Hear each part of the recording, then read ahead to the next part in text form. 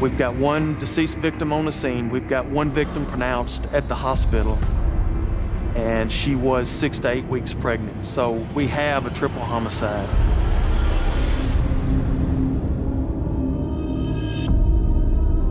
Hair is your crown. And the one thing you can control is your crown. She was going to get her money back. In this second episode of a two-part special, we wrap up a complex mystery. Who's our shooter? Who's our driver? Are we 100% sure we got this right? Featuring unexpected suspects. She looked like a schoolgirl. I mean, she was very young. 2 other witnesses described seeing a man on the scene. And a trial filled with surprises. We didn't know which way it was going to go. I want justice for my child. In January 2016, Memphis, Tennessee police are investigating a shooting in an apartment parking lot, which first claimed the life of 30-year-old Eddie Tate Jr., then his girlfriend, 33-year-old Edwina Thomas, and their unborn baby. Meaning that law enforcement, they're no longer dealing with a homicide or a double homicide. Now they're dealing with a triple homicide.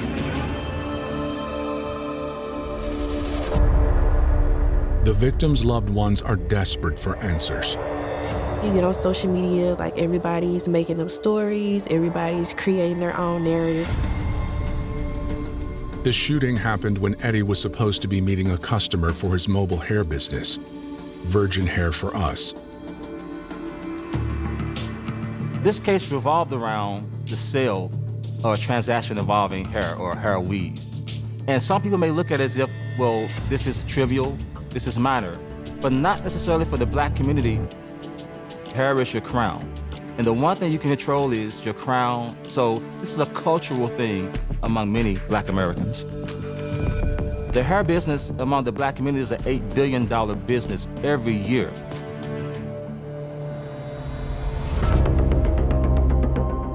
In the hours after the shooting, detectives trace a vehicle seen fleeing the crime scene to 18-year-old high school student Victoria C. They question her at the station. When Victoria is interviewed, she names Shelby Isaac. She says that Shelby, her high school classmate, bought 3 bundles of hair from Eddie earlier that day, but was unhappy with her purchase and wanted a refund. We asked her, was she discussing robbing him, since she said she wanted her money back? And the initial statement was no. She never straight out said that it was going to be a robbery, but that she was going to get her money back. Victoria tells police she drove Shelby to meet Eddie at Sycamore Lake Apartments for the second time that day.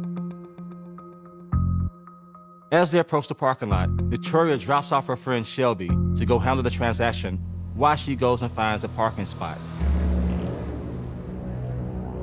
Victoria claims she heard gunshots and then saw Shelby holding a gun.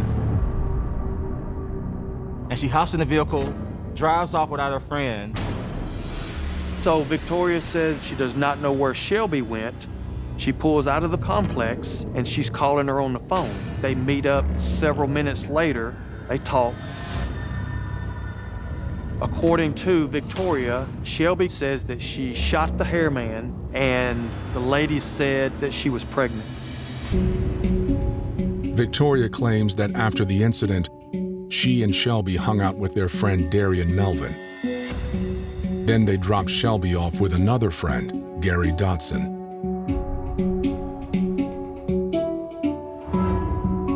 When Victoria finishes her story, investigators aren't sure what to believe.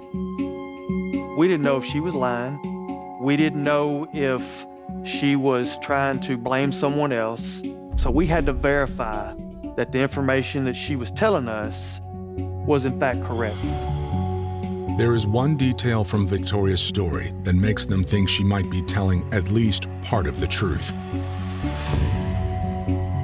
There's no way that either Shelby or Victoria could have known that Edwina Thomas was pregnant. She was only 6 or 7 weeks pregnant. I just don't think that they would have been able to get that information any other way. That was very important to the investigation. Victoria is arrested and charged with accessory after the fact.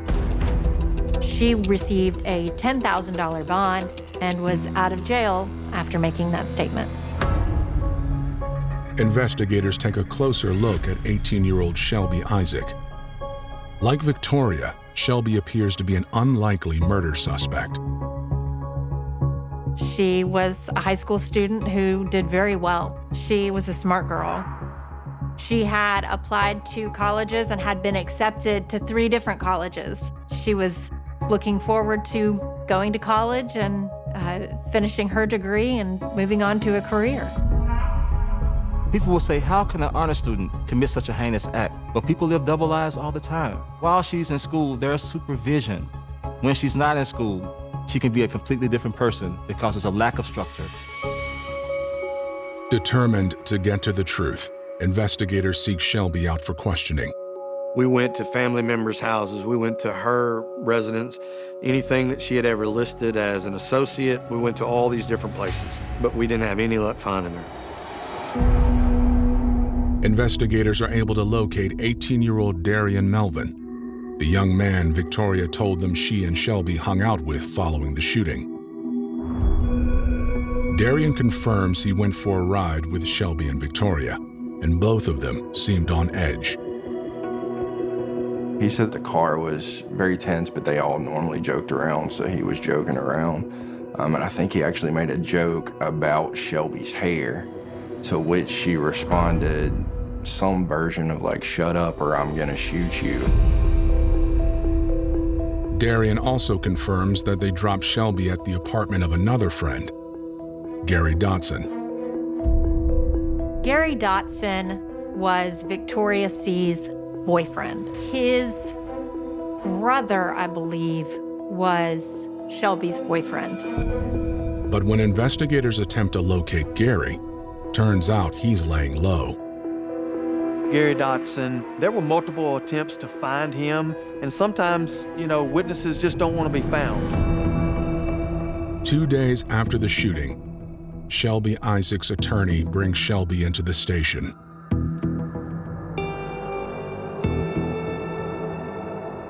And her attorney states, they're not going to give a statement at this time. That is not any indication of guilt. Something that you said could be twisted to make it look as though you were guilty. That is admissible in court. So there is no benefit that you can receive from speaking to a detective in a situation like this. That's certainly people's right. They don't have to talk with us. That just makes the job that I have to do even more important. Before Shelby leaves, she makes an unusual move for someone facing multiple homicide charges. She was caught actually taking a selfie inside that particular interview room. We were not happy. We were not happy with that. I really thought she wasn't really worried about this, didn't think it was a big deal. While investigators still believe that Shelby was involved in some way, they face the fact that for now, the teen will walk free. There was not an arrest made for Shelby Isaac. We had to verify that the information Victoria is telling us was correct. We had to corroborate that at a minimum, they were either together, another witness saw Shelby on the scene. We had to put them together some kind of way. And at the very beginning, we were not able to do that. She's not going to give a statement, and that's when they released her without charge. Was I happy about her walking out that door? Absolutely not. They still hadn't determined, again, who's our shooter, who's our driver. Are we 100% sure we got this right before we put murder charges on people?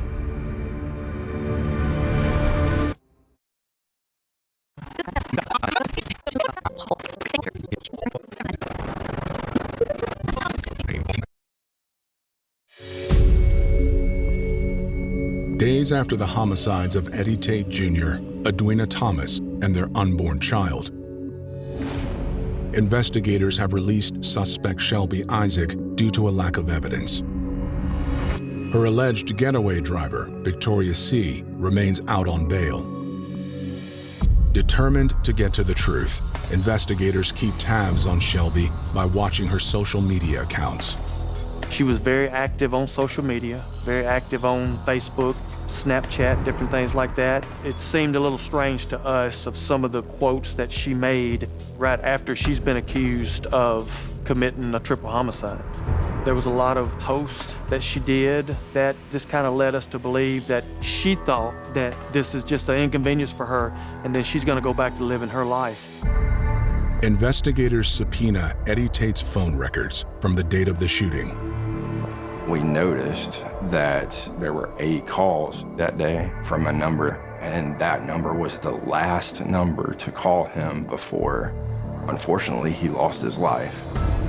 We had an investigator take this number and run it, so to speak, and see what we could find to connect it.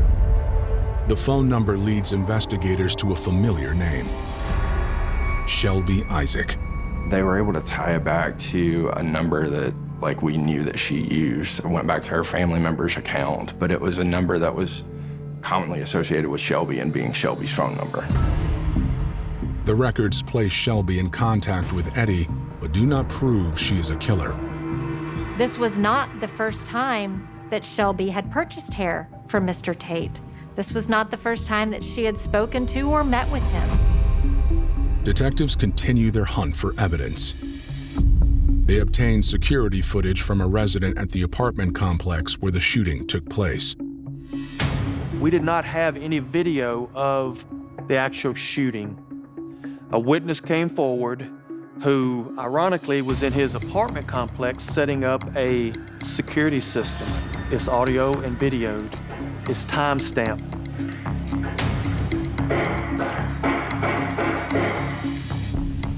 Although you can't see, because it's the interior of his apartment, you can't see out and see the murder.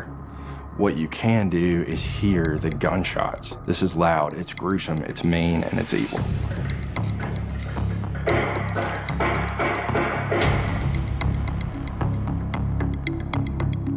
The recording allows detectives to make an important connection. The last of the 8 calls that Shelby made to Eddie came just moments before the shots rang out. The timestamp is, exactly the time. So we were able to verify and use that timestamp information to match up with the phone record. Together, the recording and the phone records further prove Shelby was in contact with Eddie just moments before he lost his life. But it still doesn't prove who pulled the trigger. In the hopes to gather more evidence, authorities process Victoria C.'s silver Mitsubishi. I did a search warrant on that vehicle. There was a sweatshirt that was found.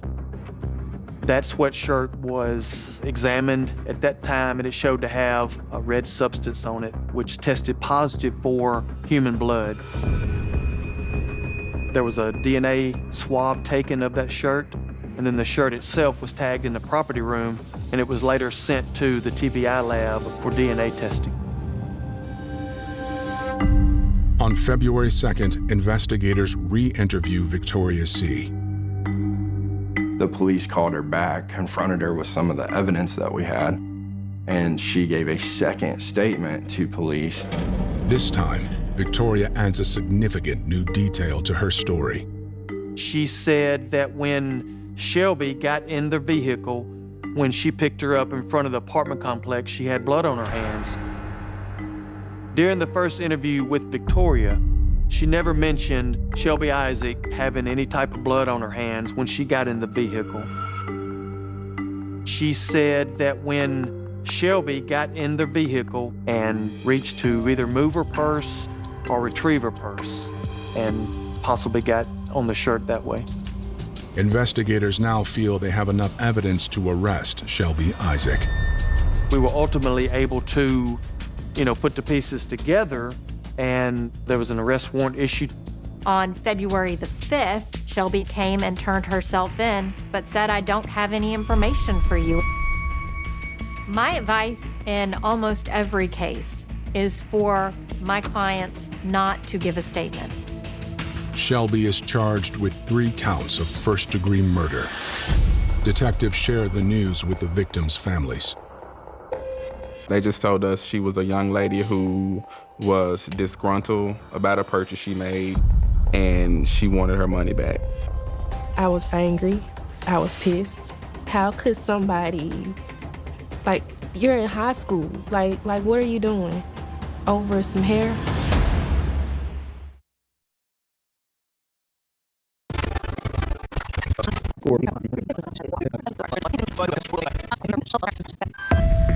Memphis police have charged 18-year-old Shelby Isaac with murdering Eddie Tate Jr., Edwina Thomas, and their unborn child. Once Shelby Isaac became the focus of police investigations, her family hired 2 expensive, high-profile attorneys. Facing 3 charges of first-degree murder, Shelby is held without bond. What we did is we began preparing for the preliminary hearing. At this point, we knew that Victoria C. was the primary source of evidence against Shelby. Detectives know Shelby's attorneys will attempt to discredit Victoria's statement. A part of that statement is that Victoria claimed Shelby had blood on her hands when she got in the car. One thing that corroborated what Victoria told us was what was found in her car was a jacket that had blood on it.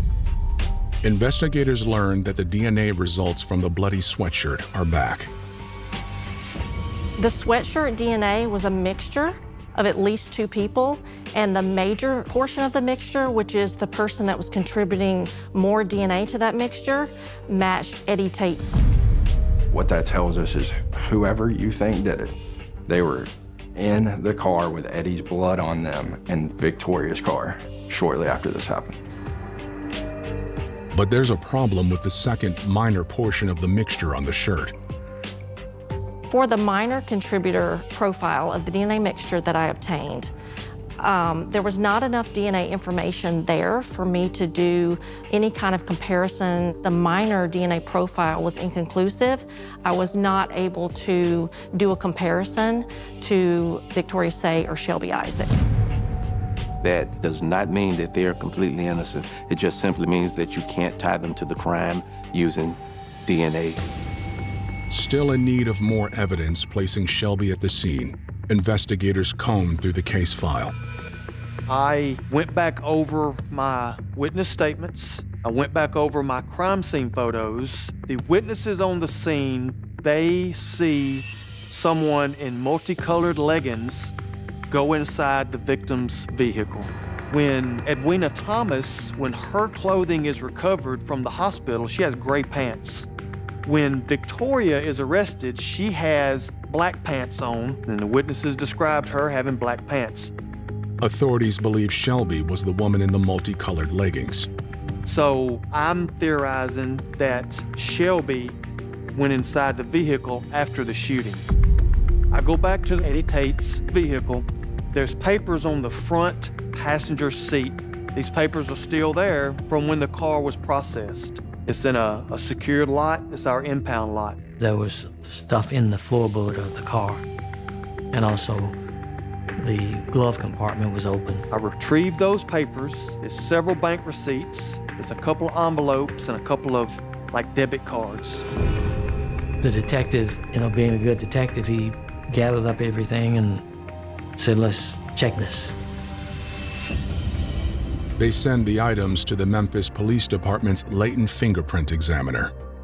We have this system now that we call AFIS. And what it is, it's an automated fingerprint identification system, and it electronically encodes and records and retains fingerprints.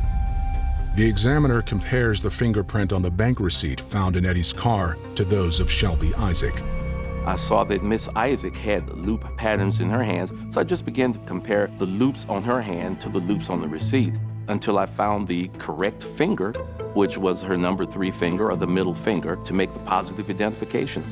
The importance is that it simply put Miss Isaac at the scene. There was no denying that she was at the scene. If Shelby was the woman in the leggings seen rummaging through Eddie's vehicle, that could help prosecutors prove a potential motive. Police think after the shooting, she's rummaging for money to get back what she thought was rightfully hers. I believe that Shelby was very angry that Eddie wasn't budging. He was not going to give her her money back. He was not going to refund her $250. He was not going to do that. Maybe for Shelby, this was her retribution. This was payback. On March 8, 2016, nearly 6 weeks after the shooting, the families of Eddie Tate Jr. and Edwina Thomas attend an arraignment hearing for Shelby Isaac, hoping to witness justice firsthand. Her attorneys asked for the evidence to be presented to a judge instead of a grand jury. But the hearing takes a shocking turn. At the end of the preliminary hearing, the judge determined that the state had not met the burden of proof, which is a very low burden of proof in general sessions. And the judge at that point dismissed the case entirely. The judge didn't want to try this case. The judge said there was not enough evidence to try it. So at that moment in time, Shelby was able to walk free.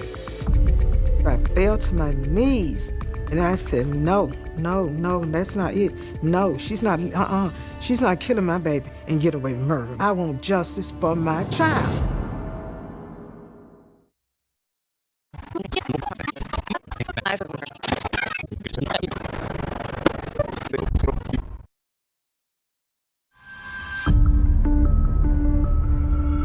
On March 8, 2016, a judge dismisses the case against Shelby Isaac. The 18-year-old suspected of fatally shooting Eddie Tate Jr., Edwina Thomas, and their unborn child. Shelby could be released in a matter of hours. It kind of deflated me because it was like, yeah, you made the arrest, thank you. But now, this is the hard part of us, just kind of accepting what happened, going through the court process, and then to put your trust in the justice system, and then you feel like it failed because it was thrown out. You all told me that this girl would look at 50 years to life, and now she walking free? She killed my child like he was a dog and left him laying in the street? The family didn't want to let it go. The state didn't want to let it go. They truly believed they had the right person. But the arraignment judge declining to send the case to trial does not mean it's over. That does not bar the prosecution from still seeking an indictment. And actually, the prosecutor immediately took Shelby's case up to a grand jury.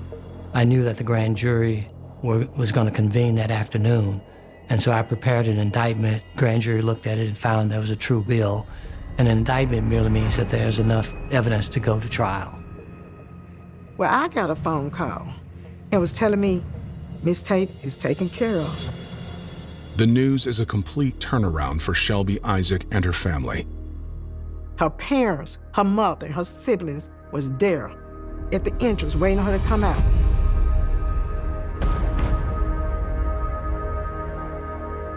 And the officer put the handcuff back on her and said she fell. She fell to her knees and said she started to cry. Obviously, there was a roller coaster ride. It was dismissed.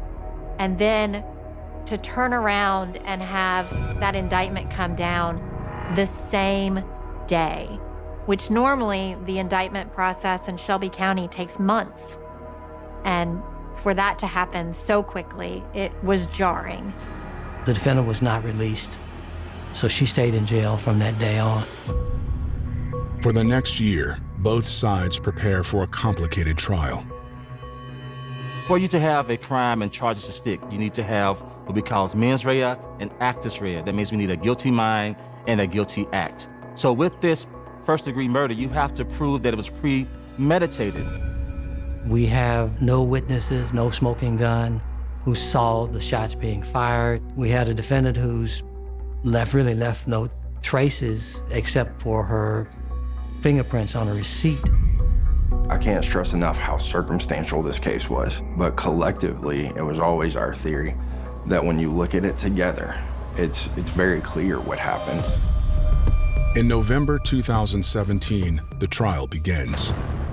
There is one name conspicuously missing from the witness list: Shelby Isaac. She did not testify. She looked like a schoolgirl. I mean, she was very young, but she had glasses on. She had like a little polo sweater. And I mean, you look and you think, wow, this person charged with murder? The only message from Shelby comes in the form of her plea: not guilty. The atmosphere in the courtroom was very tense from both sides. You feel the weight of it, and that's what adds to, honestly, the gravity of the situation and the importance of the situation. But both sides had a ton of support, and it was stay in a room only for a while. Prosecutors hit the ground running, calling a surprise witness to the stand, Gary Dotson.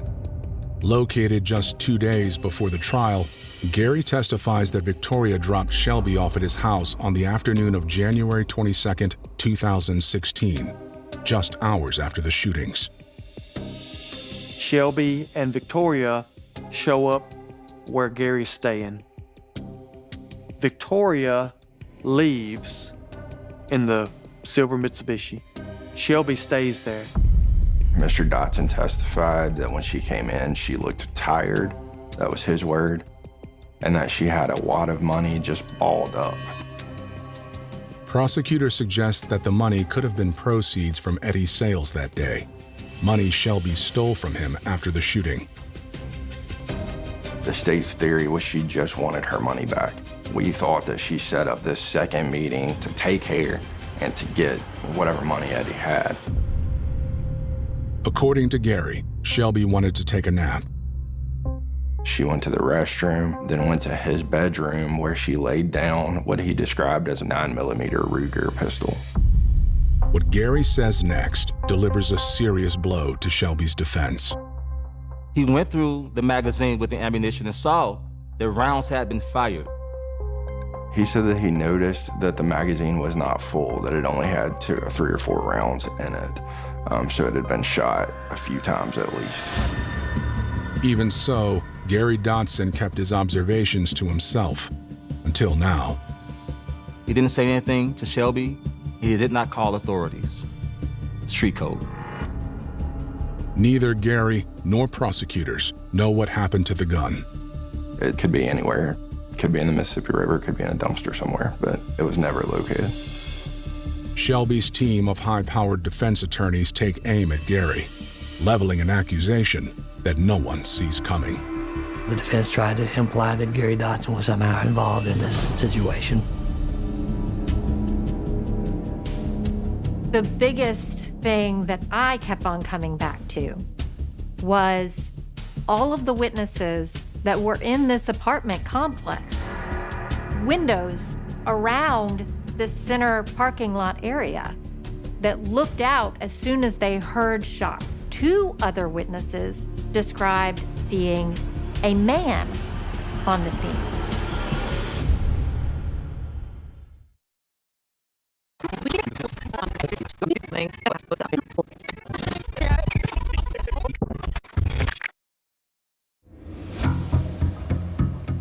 In November 2017, the murder trial of Shelby Isaac is underway in Memphis, Tennessee.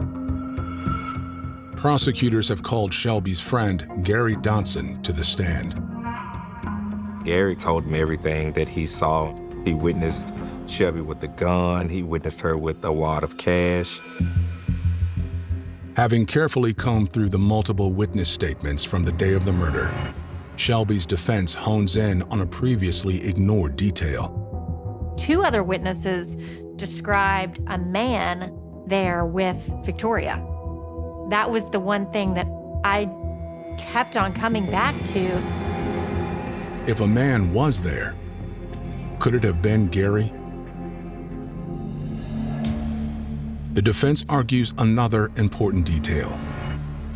Gary had several things in this case that could have implicated him.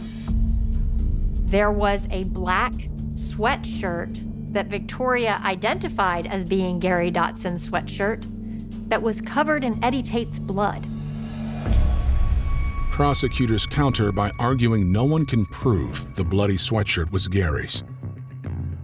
They also call a forensic expert who suggests a connection between the 9mm Gary saw in Shelby's possession and the 6 shell casings collected from the crime scene.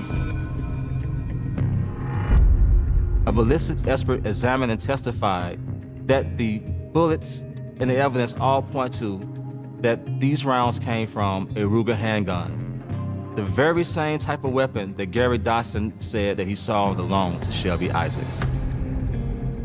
But that gun was never found, never tested, most certainly never located in Shelby's belongings. Darian Melvin, the friend that was with Victoria and Shelby on the afternoon of the murder, also takes the stand. In addition to experts who testify about Shelby's fingerprints and phone records, the prosecution's case ultimately hinges on the testimony of one young woman, Shelby's friend, Victoria C. When Victoria testified, she pretty much told the jury and everyone that she took Shelby back over to meet with EJ because Shelby was upset about her hair purchase and she wanted her money back. Victoria testified, I think she said she dropped her off and Shelby started to walk. So she then went to park the car, and by the time she got out of the car to go to where they were meeting at, she heard gunshots.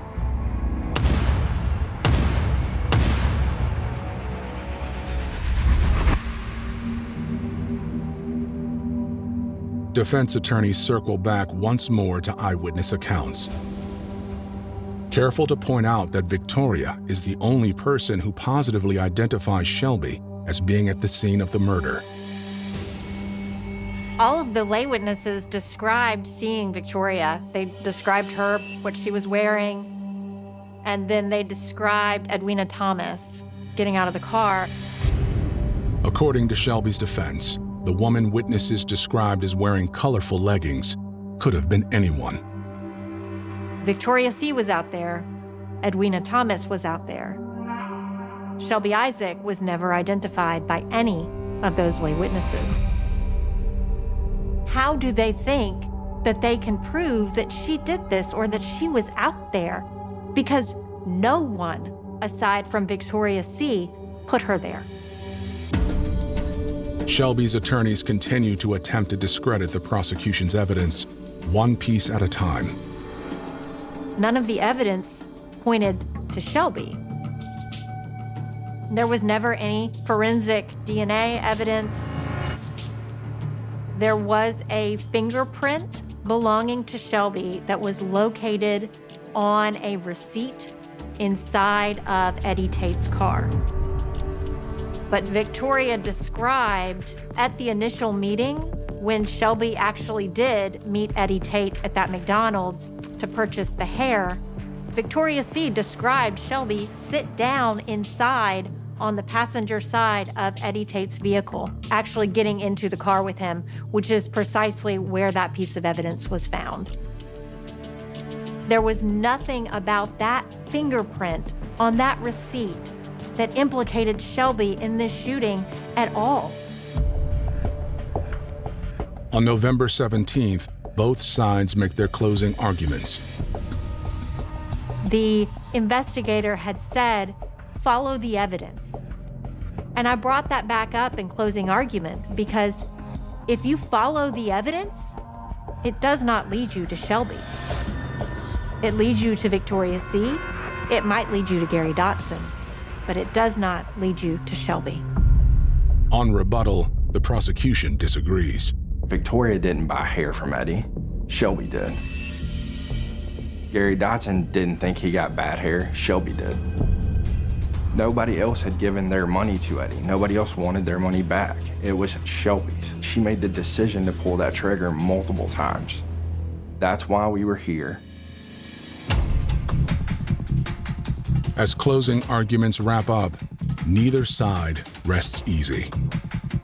It was a very contentious trial, and a lot of people didn't think that we would get a conviction on it. She took a life, and I said, I know it's not gonna bring my baby back, but I think she should give a life. I felt like out of all the hurt and pain I had suffered, I deserve a peace of mind to know that you are somewhere locked up and you won't hurt anybody else's child.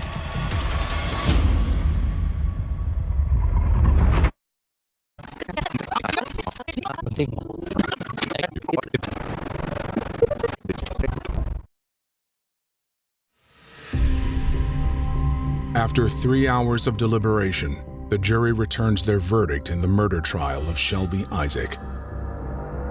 Of course, everybody's terrified, nervous, scared, anxious. It was almost suffocating, like the air in the room. But you sit there, you stand up for the jury to come in, and the judge says, everybody be seated. And they ask, have you reached a verdict? The foreman says yes. Ms. Isaac, please stand. The trial jury in this case found her guilty of second-degree murder, which is a knowing killing of Eddie Tate.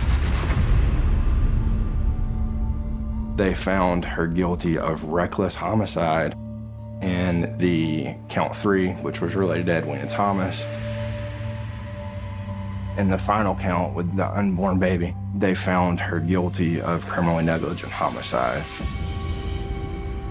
When they said guilty, it was like a sense of relief because we didn't know which way it was going to go. The news hit Shelby hard. When the word guilty came out of the foreperson's mouth, even before the charge had been read of what they found her guilty of, Shelby started collapsing. Ms. Murphy, is that your verdict? Mr. Oliver, is that your verdict? Ms. Foster, is that your verdict? Yes. And is that your verdict, ma'am? Is that your verdict, ma'am? Sir, is that your verdict? Ma'am, is that your verdict? It was a hard moment for me, not just as an attorney, but as a person seeing this happen. When you have this girl literally passed out on the floor, and all around the rest of the courtroom was business as usual. The judge didn't even stop polling the jury.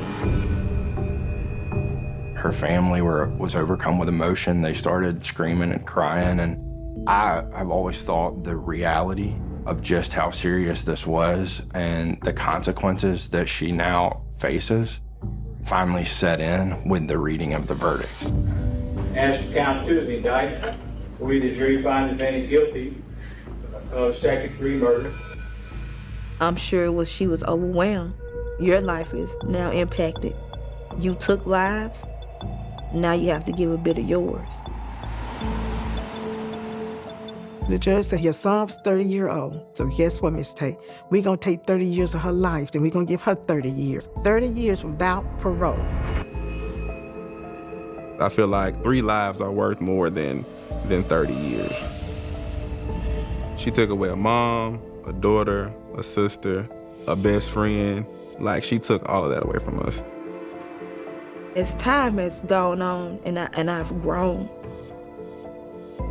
I feel sorry for her. I feel sorry for her because she made a decision that impacted so many people, including herself. This was a very sad case where a man, a woman, and their unborn child lost their lives. And that is tragic. There is nothing that can make that tragedy any less. But I truly, truly hope that Shelby gets another day in court because the evidence was not there. I mean, I just care about her as a person. And I really tried to give her absolutely everything that I could. Victoria C. avoids trial with a plea deal. She was an aider and abetter She was offered accessory after the fact, 3 counts of it, and that she pled guilty to that. She is sentenced to 6 years probation. For the victims' families, no amount of justice can replace the loss of their loved ones. Edwina was just a kind person. She didn't deserve what happened to her. She was loved. June 1934. Brighton was supposed to smell of salt, fresh sea air, and summer holidays. Families arrived carrying picnic baskets. Children chased each other along the promenade while postcards promised visitors sunshine, laughter, and peaceful days beside the English Channel. The city had spent decades building its reputation as Britain's favourite seaside escape, a place where people came to forget hardship, where the crashing waves drowned out the worries of ordinary life. But beneath that cheerful postcard image, another story was quietly taking shape. One that would transform Brighton from a postcard destination into the setting of one of Britain's most haunting criminal mysteries. It began not with a scream, not with a gunshot, not even with a missing persons report. It began with a smell. A smell so unnatural that it lingered long after the people who first noticed it had walked away. The kind of smell that made experienced railway workers stop in their tracks without knowing why. The kind of smell that settled deep into memory and refused to leave. In the early hours of an ordinary morning, inside the left luggage office at Brighton railway station, dozens of suitcases sat patiently where travellers had abandoned them for a few hours or a few days. Leather cases with faded travel labels. Wooden trunks bound with heavy metal corners. Canvas bags stained by years of railway journeys. Nothing about them demanded attention. Every single piece of luggage looked exactly where it belonged. Except for one. It was an ordinary wooden trunk, sturdy but unremarkable, the sort of container that could carry clothing, household belongings, or the possessions of someone moving to another town. It had arrived without attracting notice. No frantic owner had returned asking for it. No address revealed who had packed it. It simply waited in silence among dozens of others. But silence can hide terrible things. Railway employees first blamed the warm June weather. Heat had a way of making stations smell unpleasant. Steam engines filled the platforms with smoke. Coal dust settled over everything. Fish deliveries occasionally spoiled. Forgotten food inside luggage often attracted flies. There were countless explanations that made far more sense than the truth. Yet this odor felt different. It was thick, sweet, heavy enough to stop conversations. Every hour it became harder to ignore. Workers checked nearby bins. They searched corners where rats sometimes died. They examined drains beneath the floor. Nothing explained why the smell continued to grow stronger. Then someone realized it seemed to be coming from the trunk. There are moments in criminal history when ordinary people unknowingly stand at the edge of something unforgettable. They are not detectives. They are not heroes. They simply happen to be the first witnesses to horror. That morning, the railway staff became part of history without ever wanting to. Nobody expected what waited inside. Nobody could have imagined that one anonymous trunk would become the beginning of a mystery that would remain unsolved for generations. By the time police officers arrived, curious faces had already begun gathering nearby. Stations were places of constant movement, and unusual events spread quickly. Whispers traveled faster than trains. Someone joked that perhaps an animal had died inside. Another guessed it might contain rotten meat. Few people laughed for very long. Officers approached the trunk carefully. Even before touching it, they understood something was terribly wrong. The smell had changed the atmosphere around them. Conversations became quieter. The normal rhythm of arriving trains and departing passengers suddenly seemed distant, almost unreal, as though the station itself had taken one long breath and forgotten how to exhale. When the lid was finally opened, every assumption collapsed in an instant. Inside was not clothing. Not furniture. Not forgotten belongings. Inside lay the mutilated torso of a young woman. Her head was gone. Both arms were missing. Both legs had been removed. Whoever had placed her inside that wooden trunk had reduced an entire human life to pieces that could be hidden among ordinary luggage. The officers who looked inside had witnessed death before. Some had served during the Great War.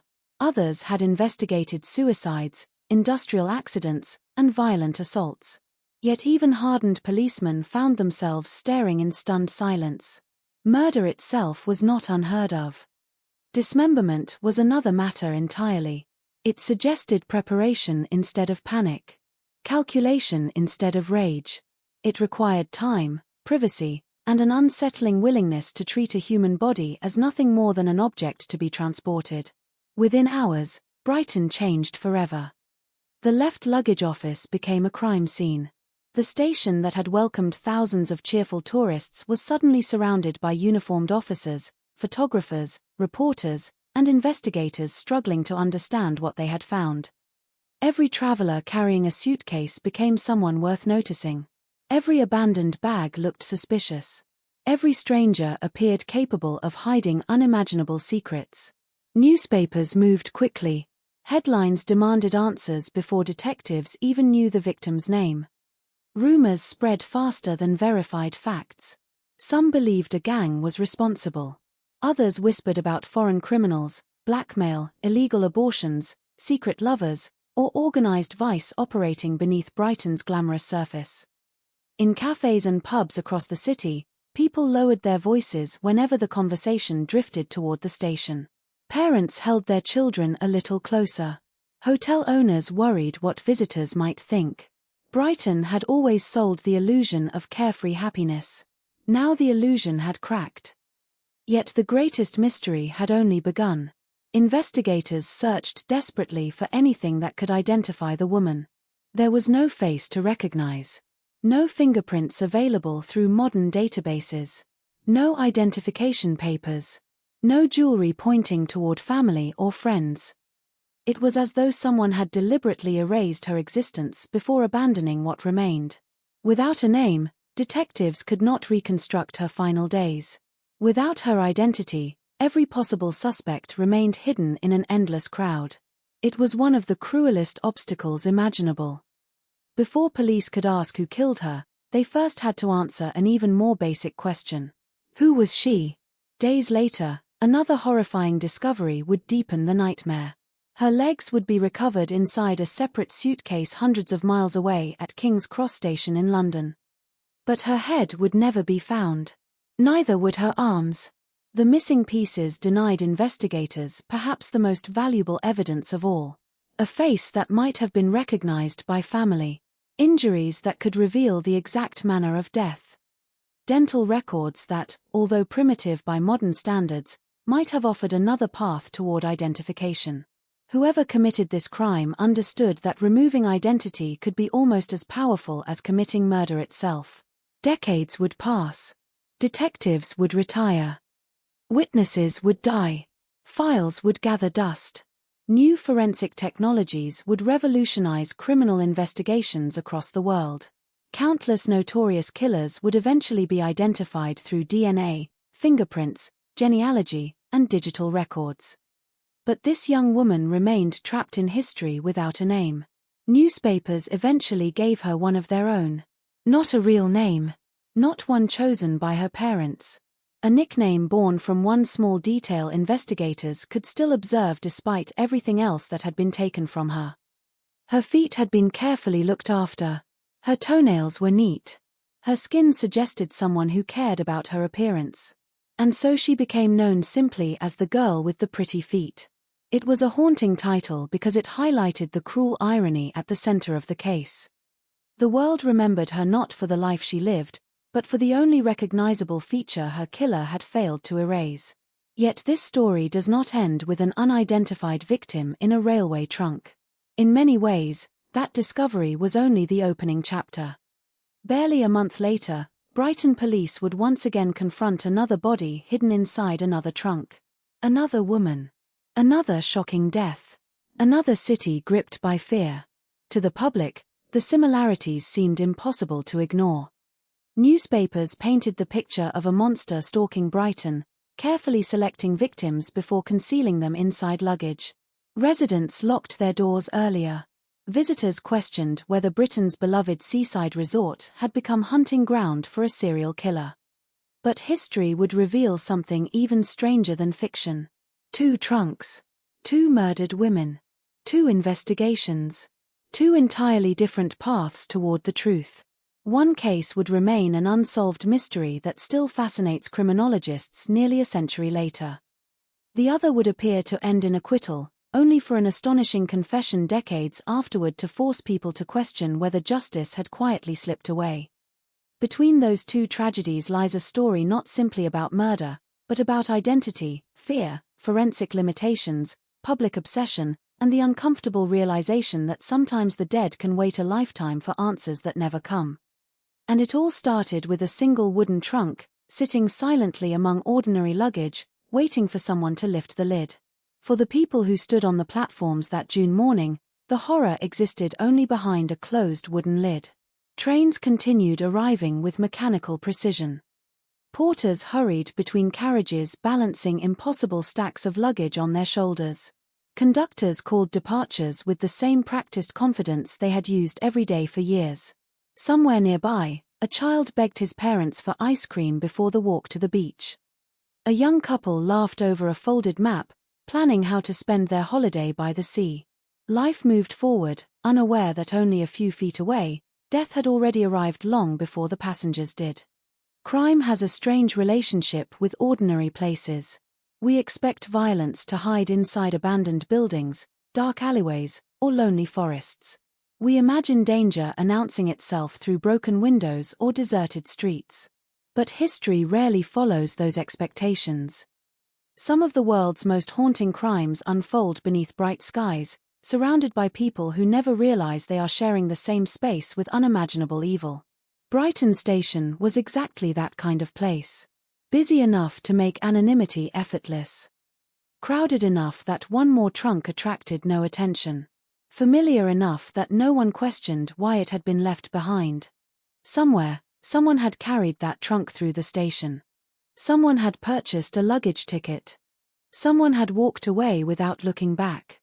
Those simple actions would haunt investigators for decades.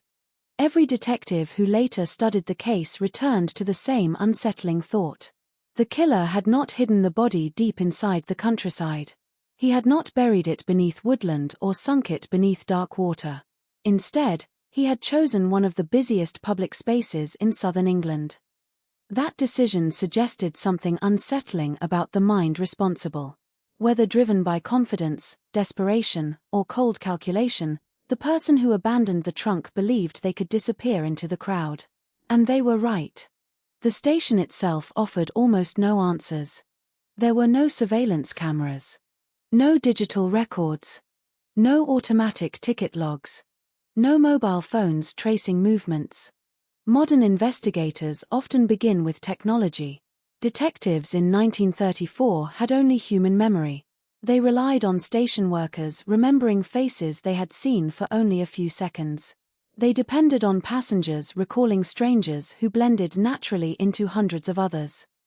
They searched handwritten records, questioned witnesses, and hoped that somewhere, one forgotten detail might survive.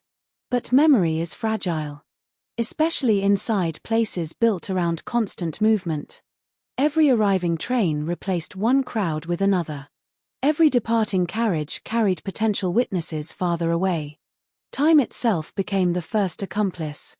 Within hours, photographers documented every inch of the trunk. Measurements were taken with painstaking care. The wood was examined for markings. Metal hinges were inspected for signs of damage. Detectives searched for fingerprints, although forensic science of the era offered only limited hope. Every nail, every scratch, every splinter represented a possibility. Perhaps the trunk had been repaired somewhere. Perhaps it had been manufactured by a local craftsman.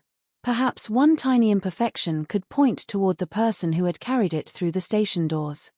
Nothing obvious appeared. The trunk looked frustratingly ordinary. Ordinary objects often become extraordinary inside criminal investigations because they force detectives to ask impossible questions. Where had it been purchased? How many identical trunks existed across England? Had it belonged to the victim, or had the killer bought it specifically for disposing of the body? Every answer created two new mysteries. Then investigators turned toward the remains themselves. Even by the standards of the 1930s, experienced officers understood they were looking at something profoundly unusual. The cuts were not random. Limbs had not been hacked away in blind panic. There appeared to be deliberate method. The person responsible had taken time. Enough time to reduce an entire human being into separate pieces. Enough time to transport those pieces without attracting attention. That realization changed the direction of the investigation almost immediately. Random violence seemed less likely. This felt organized, purposeful, controlled. As news spread across Brighton, journalists raced to print editions carrying every detail the police were willing to release. By afternoon, readers across Britain stared at headlines describing a mystery that sounded more like Victorian fiction than modern reality. Reporters struggled to find language dramatic enough to capture public attention without revealing every gruesome fact. Editors understood that fear sold newspapers, and fear was becoming easier to sell with every passing hour. Outside the station, people gathered not because they expected to see anything, but because human curiosity has always been drawn toward the edge of tragedy. Some whispered prayers. Others exchanged theories with complete confidence despite knowing almost nothing. There were those who insisted organized criminals must be involved. Others blamed foreign gangs. Some claimed secret societies. Others believed the victim had been wealthy. A few argued she must have been a spy. The less information people possessed, the more elaborate their stories became.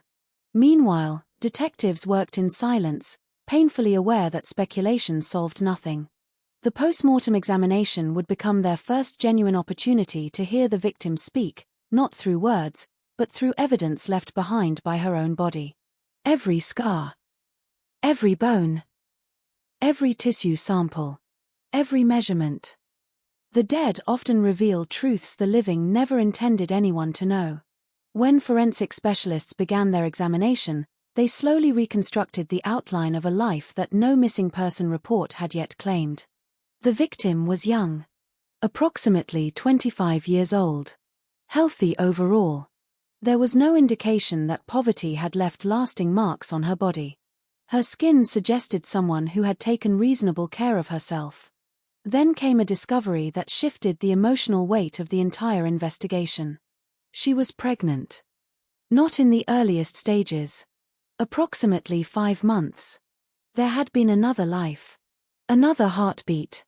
Another future that had ended alongside hers. Suddenly, investigators found themselves asking entirely new questions. Had the pregnancy been wanted? Did the father know? Was the unborn child the reason she died? Or was it simply another tragic detail in a crime driven by something else entirely? The possibilities multiplied faster than the evidence. For detectives, pregnancy immediately widened the investigation. It introduced relationships, secrets, family tensions, financial pressures, social stigma, and medical complications into a case that already seemed impossibly complex. Britain in the 1930s viewed unmarried pregnancy through a very different social lens than today. Reputations could be destroyed. Families fractured. Employment lost. Desperate decisions were sometimes made in absolute secrecy. Investigators could not ignore any possibility. But neither could they afford to become trapped by assumptions. One observation stood out for reasons almost impossible to predict. Her feet. Among the terrible injuries inflicted after death, her feet remained remarkably well cared for. The toenails had been neatly maintained. The skin suggested regular attention rather than neglect. It seemed like such a tiny detail. Almost insignificant. Yet when everything else had been stripped away, including her face, her hands, and ultimately her name, those feet became one of the few surviving hints of the person she might once have been. Reporters noticed. Readers remembered. Soon the unidentified victim acquired the nickname that history would never let her escape. The girl with the pretty feet. It was meant to humanize her. Instead, It became a painful reminder of how completely her identity had been stolen. No one knew what name her mother had whispered when she was born. No one knew what dreams she carried into adulthood. No one knew whose letters she had kept, whose voice she trusted, whom she loved. History remembered only the appearance of her feet. It is difficult to imagine a more devastating form of anonymity. While pathologists continued examining the remains, detectives expanded their search far beyond Brighton. Police stations throughout Britain received descriptions.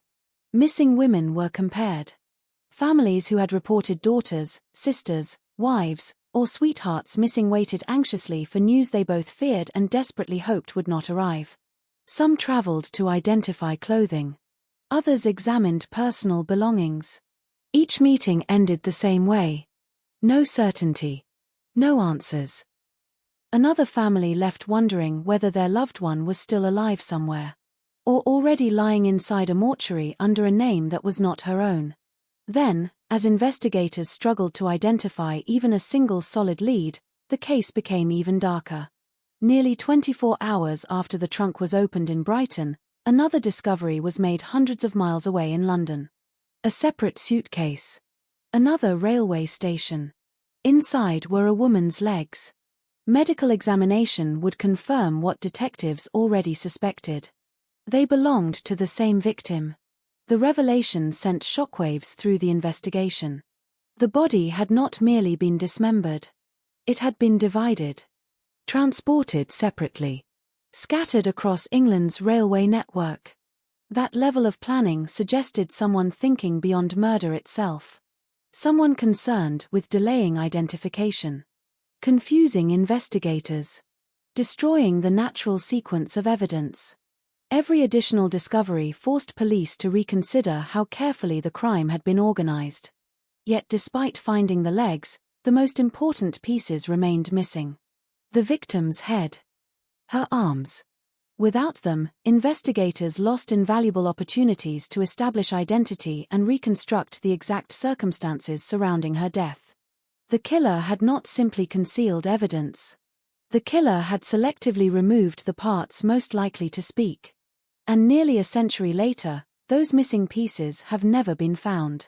The deeper investigators looked into the case, the more it seemed as though someone had planned not only a murder, but the disappearance of an entire human existence. Every unanswered question led to another. Every clue appeared to dissolve the moment detectives reached for it. It was as if the victim had stepped out of the ordinary flow of life weeks earlier, leaving behind no family searching desperately for her, no employer demanding to know why she had not returned to work, no landlord reporting an abandoned room, no neighbor insisting they had not seen her for days.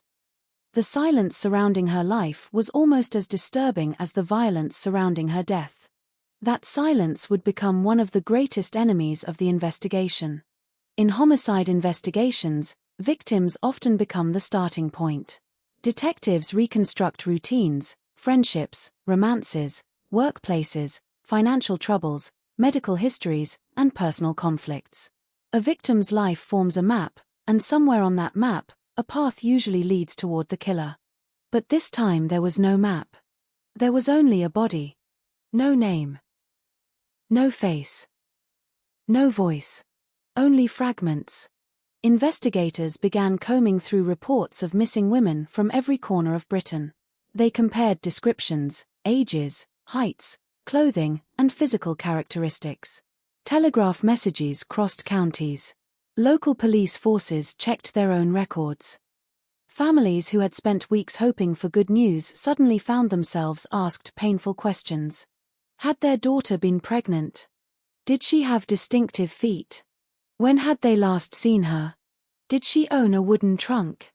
Each interview carried the possibility of ending one mystery while beginning another. Yet one by one, the possibilities disappeared. Measurements failed to match. Timelines conflicted. Clothing differed. Dental information, where available, provided no certainty.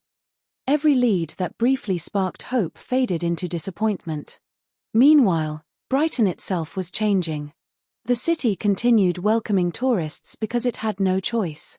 Hotels remained open. Restaurants filled with visitors escaping London's summer heat. The amusement arcades echoed with laughter, and orchestras still performed in elegant ballrooms overlooking the sea. But beneath the surface, something had shifted. People watched strangers a little longer than before. Suitcases attracted uneasy glances.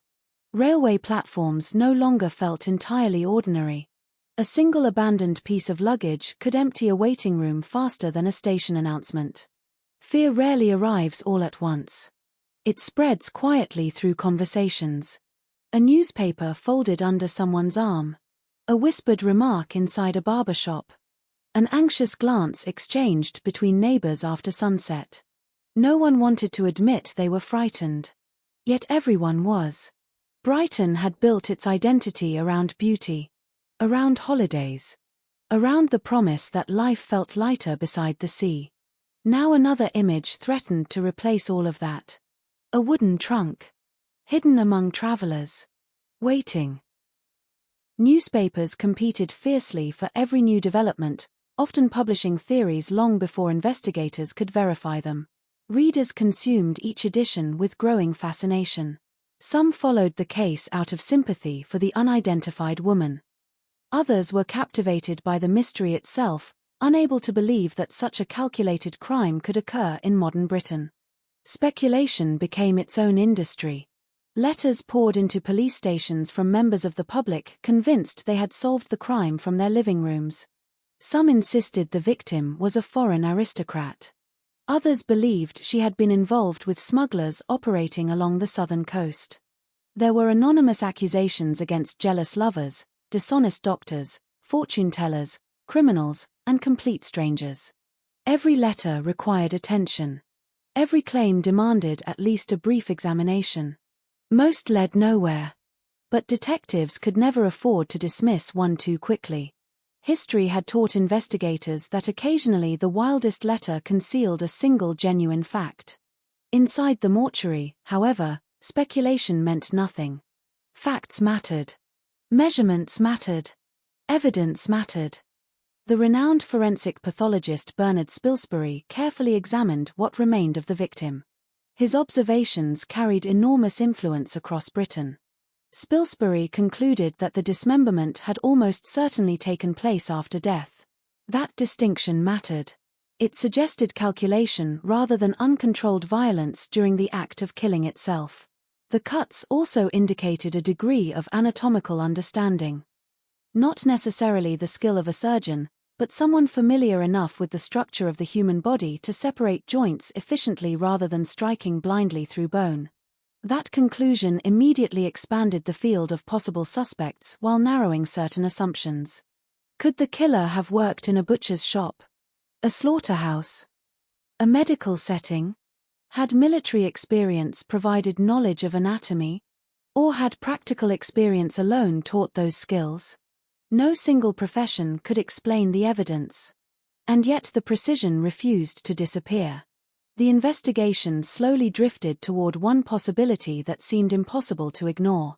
The victim had been pregnant. 5 months. In 1934, that fact carried enormous social consequences. Britain was a society where unmarried pregnancy often forced women into desperate circumstances. Respectability shaped lives. Shame silenced families. Illegal abortionists operated in secrecy, exploiting fear and desperation because legal alternatives barely existed. Could the young woman have sought help from someone promising discretion? Had something gone catastrophically wrong? Was her body dismembered not from hatred, but to conceal a fatal mistake? Detectives explored those questions carefully. One man eventually drew particular attention. Edward Messiah, known to authorities for allegedly performing illegal abortions, became a person of significant interest. Investigators examined his movements, questioned witnesses, and looked for any connection to the unidentified victim. The theory seemed plausible enough to dominate newspaper discussions. A pregnant woman. A secret procedure. An accidental death. A panicked cover-up. It fit together almost too neatly. But investigations cannot survive on plausibility alone. Evidence remained stubbornly absent. No witness placed the woman with Messiah. No physical evidence connected him to the trunk. No document tied their lives together. Suspicion alone could not carry a prosecution. Eventually, the theory weakened under the weight of its own uncertainty. Like so many other promising leads, it dissolved into another unanswered question. For detectives, every failed theory carried an emotional cost. The public often imagines investigations as dramatic moments of revelation, where clues fall perfectly into place before a brilliant detective announces the solution. Reality is slower, more exhausting, more frustrating. Investigators spent countless hours chasing possibilities that ended with nothing.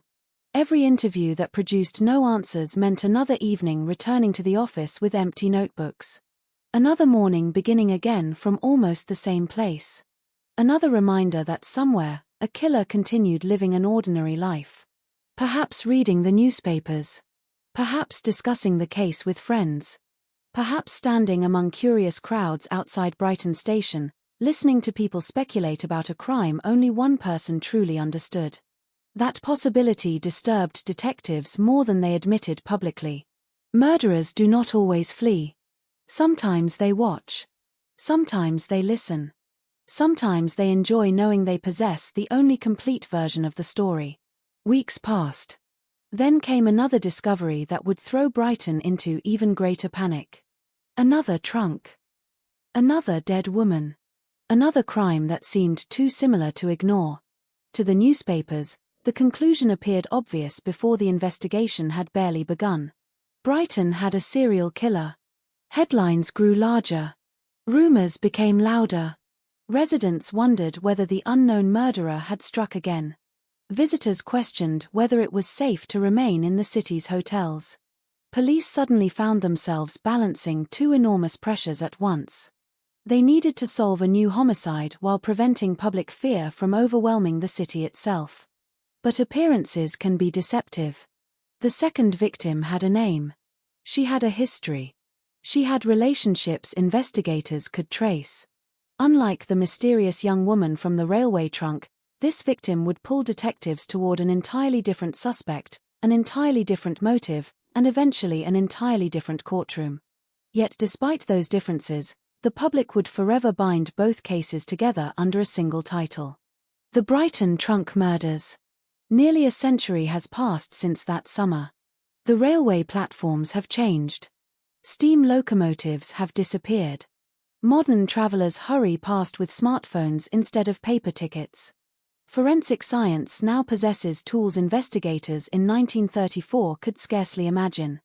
DNA databases. Digital surveillance. Genetic genealogy. Computerized records. Technologies capable of solving crimes once thought impossible. And still, the first victim waits. She remains unidentified. The child she carried has no recorded name. The missing head and arms have never been recovered. The person responsible has never stood before a jury. Somewhere in forgotten archives, yellowed police files still preserve photographs, measurements, interview transcripts, and theories collected by generations of investigators who refused to abandon hope entirely. Those pages tell a story of persistence. But they also tell a story of limitation. Sometimes justice is delayed. Sometimes justice fails. And sometimes history leaves behind only questions. The Brighton trunk murders are remembered not merely because of the brutality hidden inside two ordinary trunks, but because they expose one of the most uncomfortable truths about criminal investigations. Even when detectives work tirelessly, even when newspapers cover every development, even when an entire nation demands answers, the truth does not always reveal itself. Sometimes it slips quietly into history, leaving behind only silence. And a name that was never found. Brighton in 1934 was a city that lived two very different lives, depending on the hour of the day and the street a person chose to walk. To the visitors stepping off the train with neatly packed suitcases and carefully planned itineraries, it was the jewel of England's southern coast. It was a place where the air carried the sharp scent of salt and seaweed, where gulls circled endlessly above the shoreline, and where sunlight reflected off the English Channel like shattered glass. Every summer, thousands escaped the crowded neighborhoods of London in search of something quieter, something lighter, something that felt untouched by the worries of everyday life. Brighton promised exactly that. Elegant hotels overlooked the sea. The Palace Pier echoed with laughter, carousel music, and the clatter of arcade machines. Couples strolled arm in arm along the promenade, children built sandcastles that vanished beneath the evening tide, and orchestras performed inside grand ballrooms where polished shoes glided across wooden floors until late into the night. For many Britons, Brighton represented freedom. A brief holiday. A chance to breathe. A place where ordinary people could pretend, if only for a weekend, that life was simpler than it really was. Yet every city has another face. It exists beyond the postcards. Beyond the smiling photographs. Beyond the carefully written travel advertisements. Only a few streets away from the elegant hotels and fashionable cafes, Brighton became a very different place after sunset. Narrow alleyways disappeared into shadows cast by closely packed buildings. Cheap boarding houses offered anonymity to travelers who preferred not to answer too many questions. Small rented rooms changed occupants with unsettling frequency. Dockworkers, performers, waitresses, laborers, gamblers, sailors, drifters, and those trying to outrun difficult pasts all passed through the city without leaving much behind except forgotten names inside worn registration books. Brighton had always attracted people looking for new beginnings. Unfortunately, it also attracted people hoping to leave old lives behind. Police officers understood this better than anyone.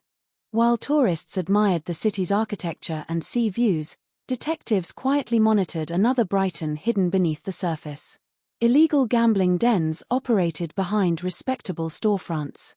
Small-time thieves blended effortlessly into holiday crowds. Prostitutes worked streets that respectable visitors rarely noticed. Smugglers occasionally moved goods along the southern coastline under the cover of darkness. Violence was hardly unknown. Arguments fueled by alcohol often ended with broken bones. Domestic disputes unfolded behind closed doors where neighbors learned not to ask questions.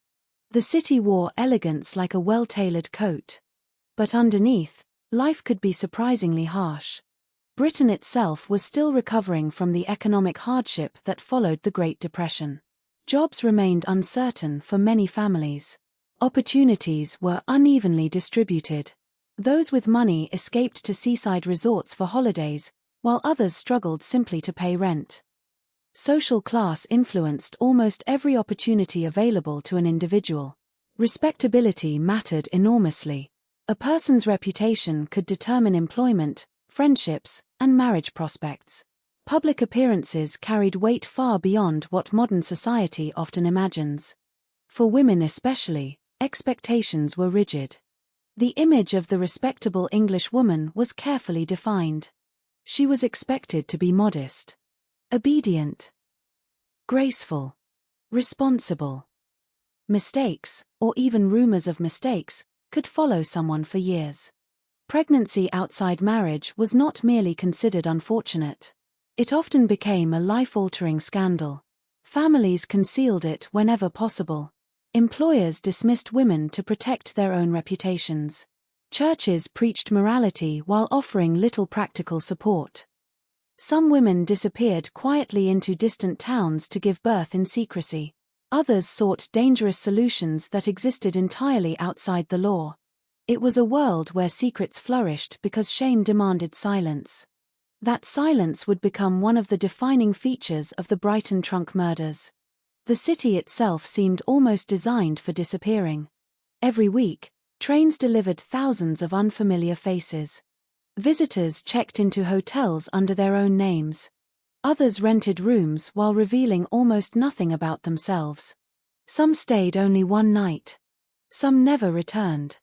In an era before computerized records, before surveillance cameras watched station platforms, before identification documents were routinely demanded at every turn, anonymity required remarkably little effort. A person could simply arrive, blend into the crowd, and vanish again. Brighton Railway Station stood at the center of that movement. Built decades earlier to connect the seaside resort with London, it served as the city's beating heart. Steam locomotives arrived throughout the day, their whistles echoing beneath the station roof as clouds of coal smoke drifted through the platforms. Porters pushed handcarts loaded with trunks, hatboxes, and wicker baskets. Families reunited after long journeys. Businessmen hurried toward waiting taxis. Children stared wide-eyed at enormous engines breathing clouds of white steam into the summer air. The station never truly rested. Even during quieter hours, there was movement. Someone arriving. Someone leaving. Someone waiting. For detectives investigating the Trunk murder, this constant flow became both a blessing and a curse. Somewhere among those endless crowds, the killer had almost certainly walked unnoticed. Perhaps carrying the trunk personally. Perhaps hiring assistants. Perhaps exchanging only a few polite words before disappearing forever. No one could say. Looking back nearly a century later, it is tempting to imagine the murderer standing out in some obvious way. Perhaps nervous. Perhaps sweating. Perhaps glancing over a shoulder. Real life rarely offers such conveniences. People transporting luggage at railway stations appear completely ordinary. That was precisely why the station made such an effective place to abandon one. Investigators later studied maps of Brighton repeatedly, tracing possible routes through the city.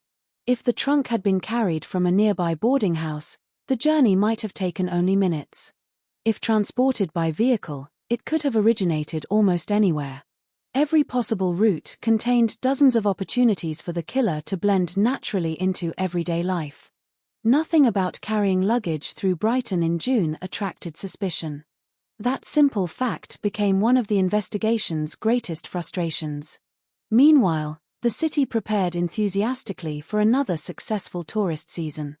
Hotels advertised vacancies. Theaters announced new performances.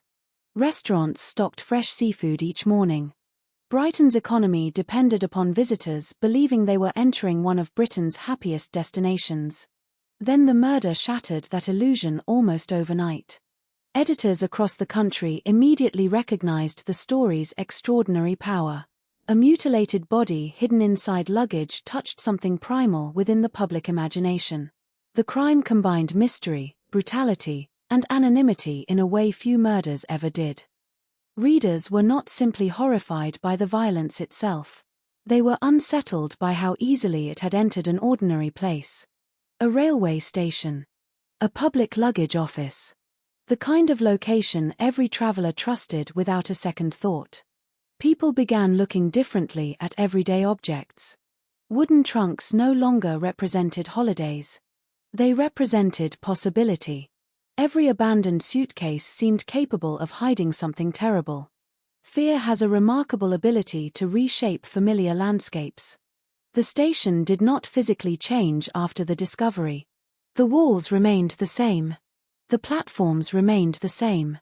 The trains continued arriving according to schedule. Yet everyone who walked through those doors afterward carried an invisible memory. Even visitors who had never seen the trunk knew exactly where it had been found. Some deliberately avoided walking past the left luggage office.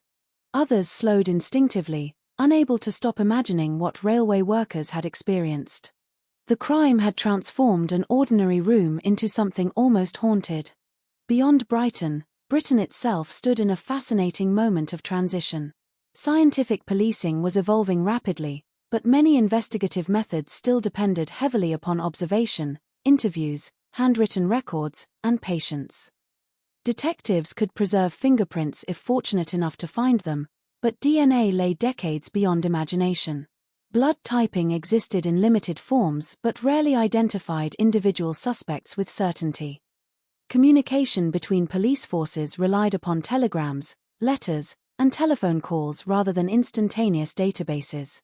Success often depended upon persistence. Or luck. Sometimes both. A missing witness. A forgotten receipt. A neighbor remembering an unfamiliar visitor. Those seemingly insignificant details frequently solved cases. Without them, investigations could stall for years. The Brighton murder seemed destined to test every limitation of policing in the early 20th century. As investigators established their temporary headquarters, maps covered walls. Railway schedules were examined line by line.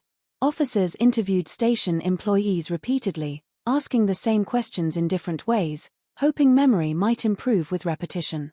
Did anyone remember who deposited the trunk? Did anyone notice unusual behavior? Was the luggage unusually heavy? Did anyone struggle while carrying it? Every answer sounded painfully familiar. I don't remember. There were too many people. It looked like any other trunk. Ordinary. That word appeared again and again. Ordinary luggage. Ordinary passengers. Ordinary morning. Until the lid was opened. Only then did everyone realize that ordinary appearances can conceal extraordinary horrors. If there was one thing Brighton understood better than almost any other English city, it was performance. Every summer, the town transformed itself into a carefully choreographed stage where every visitor could play a different role. A factory worker from London became a gentleman in a pressed linen suit for the weekend.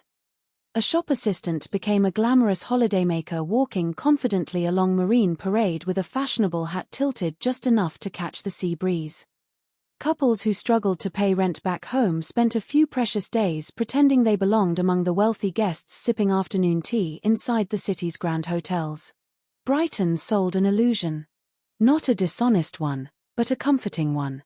It offered people the opportunity to escape their ordinary lives, if only briefly. That culture of reinvention made the city vibrant. It also made it remarkably easy for someone to disappear into the crowd. The streets surrounding the seafront reflected every layer of British society. Luxury hotels stood only minutes away from narrow lodging houses where rooms could be rented cheaply with very few questions asked.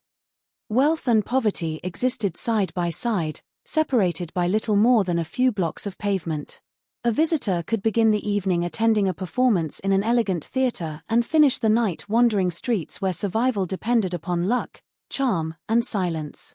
Many of the women living on those streets occupied lives that official records barely acknowledged. Some worked as waitresses during the day and sold companionship after dark. Some danced in clubs where wealthy visitors spent money as freely as they drank champagne. Others drifted from boarding house to boarding house, chasing opportunities that rarely lasted long. Respectable society often pretended these women did not exist. Police could not afford that luxury. Detectives knew that transient lives created unique investigative challenges. People who moved frequently left fewer witnesses behind. Employers rarely knew much about them. Neighbors changed constantly. Letters went unanswered because there was no permanent address to receive them. A person could disappear without immediately attracting concern simply because those around them expected constant movement. As investigators slowly realized the unidentified woman had not been reported missing by anyone who could positively identify her, they were forced to consider an uncomfortable possibility. Perhaps she belonged to that invisible population. Someone living quietly between temporary jobs. Temporary homes. Temporary relationships. Someone whose absence might not immediately alarm anyone. That possibility carried heartbreaking implications. Not because such people mattered less, but because society often noticed their disappearance much later. Or not at all. The murder investigation therefore became something larger than a search for a killer. It became a search for a life that official records had somehow failed to preserve. Every police officer assigned to the case understood that somewhere there had to be people who knew this young woman. Someone had watched her laugh. Someone had celebrated her birthday. Someone had shared meals with her. Someone had held conversations that now existed only in memory.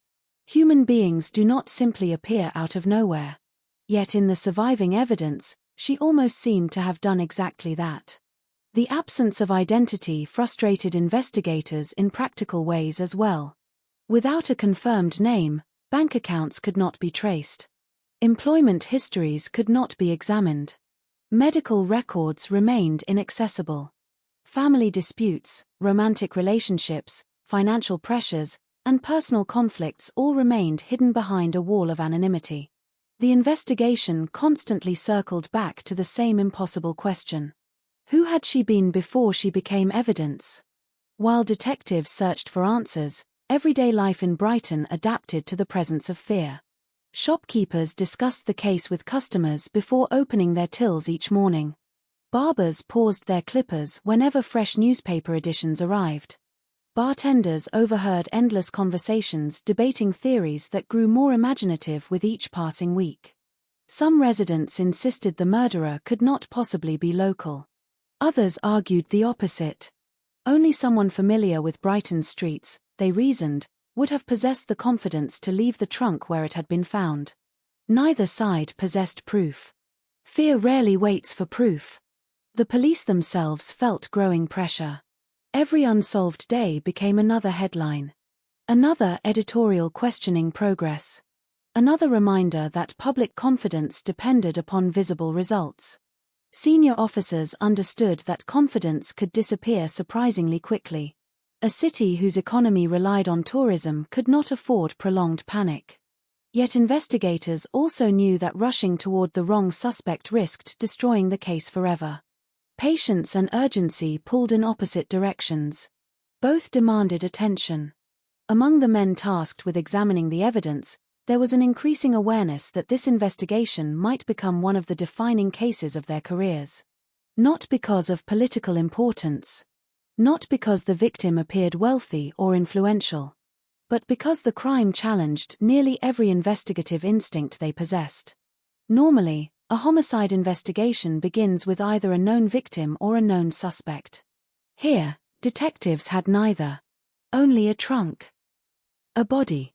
And countless possibilities. The summer itself continued almost indifferently. Warm afternoons filled Brighton Beach with visitors wrapped in striped bathing costumes. Deck chairs lined the pebbled shore. Vendors sold ice cream to children whose greatest concern was choosing between chocolate and vanilla. Photographers captured smiling families posing against the backdrop of the sea. Looking at those photographs today, it is impossible to know how many of the people smiling for the camera had spent that same morning discussing the murder. Life possesses an extraordinary ability to continue even while tragedy unfolds nearby. Perhaps that is why crimes from another era often feel so haunting. The contrast is impossible to ignore. Joy and horror occupying the same streets. Sometimes the same hour. As the investigation progressed, detectives also examined the broader criminal landscape of southern England. Brighton was connected to London by one of the country's busiest railway lines. Movement between the two cities happened constantly. That connection complicated every assumption. If the trunk reached Brighton by train, the murder itself might have occurred somewhere entirely different. If the body had been transported from London, investigators suddenly faced a vastly larger geographical search. Every station along the railway became relevant. Every luggage office deserved attention. Every railway employee became another potential witness. The discovery of the victim's legs at King's Cross only reinforced that possibility. The killer appeared comfortable using Britain's rail network as part of the disposal process. Whether motivated by calculation or simple convenience, the decision demonstrated planning. It also demonstrated familiarity. Transporting human remains required composure. One mistake could have ended everything. A dropped suitcase. A curious porter. A suspicious passenger. Yet none of those things happened. Whoever carried those pieces through crowded stations managed to appear completely unremarkable.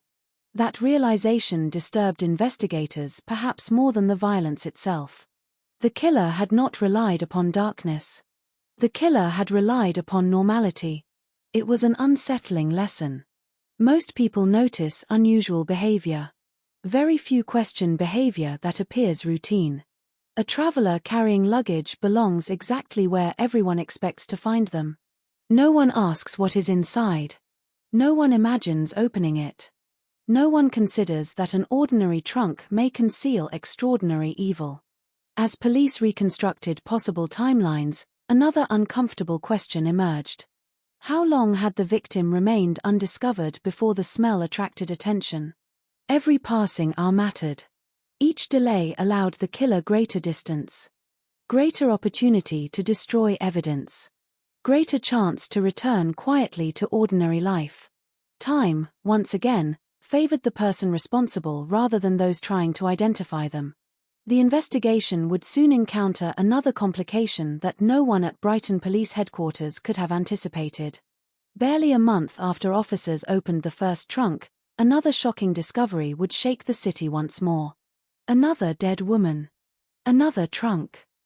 Another wave of newspaper headlines that blurred fact with speculation.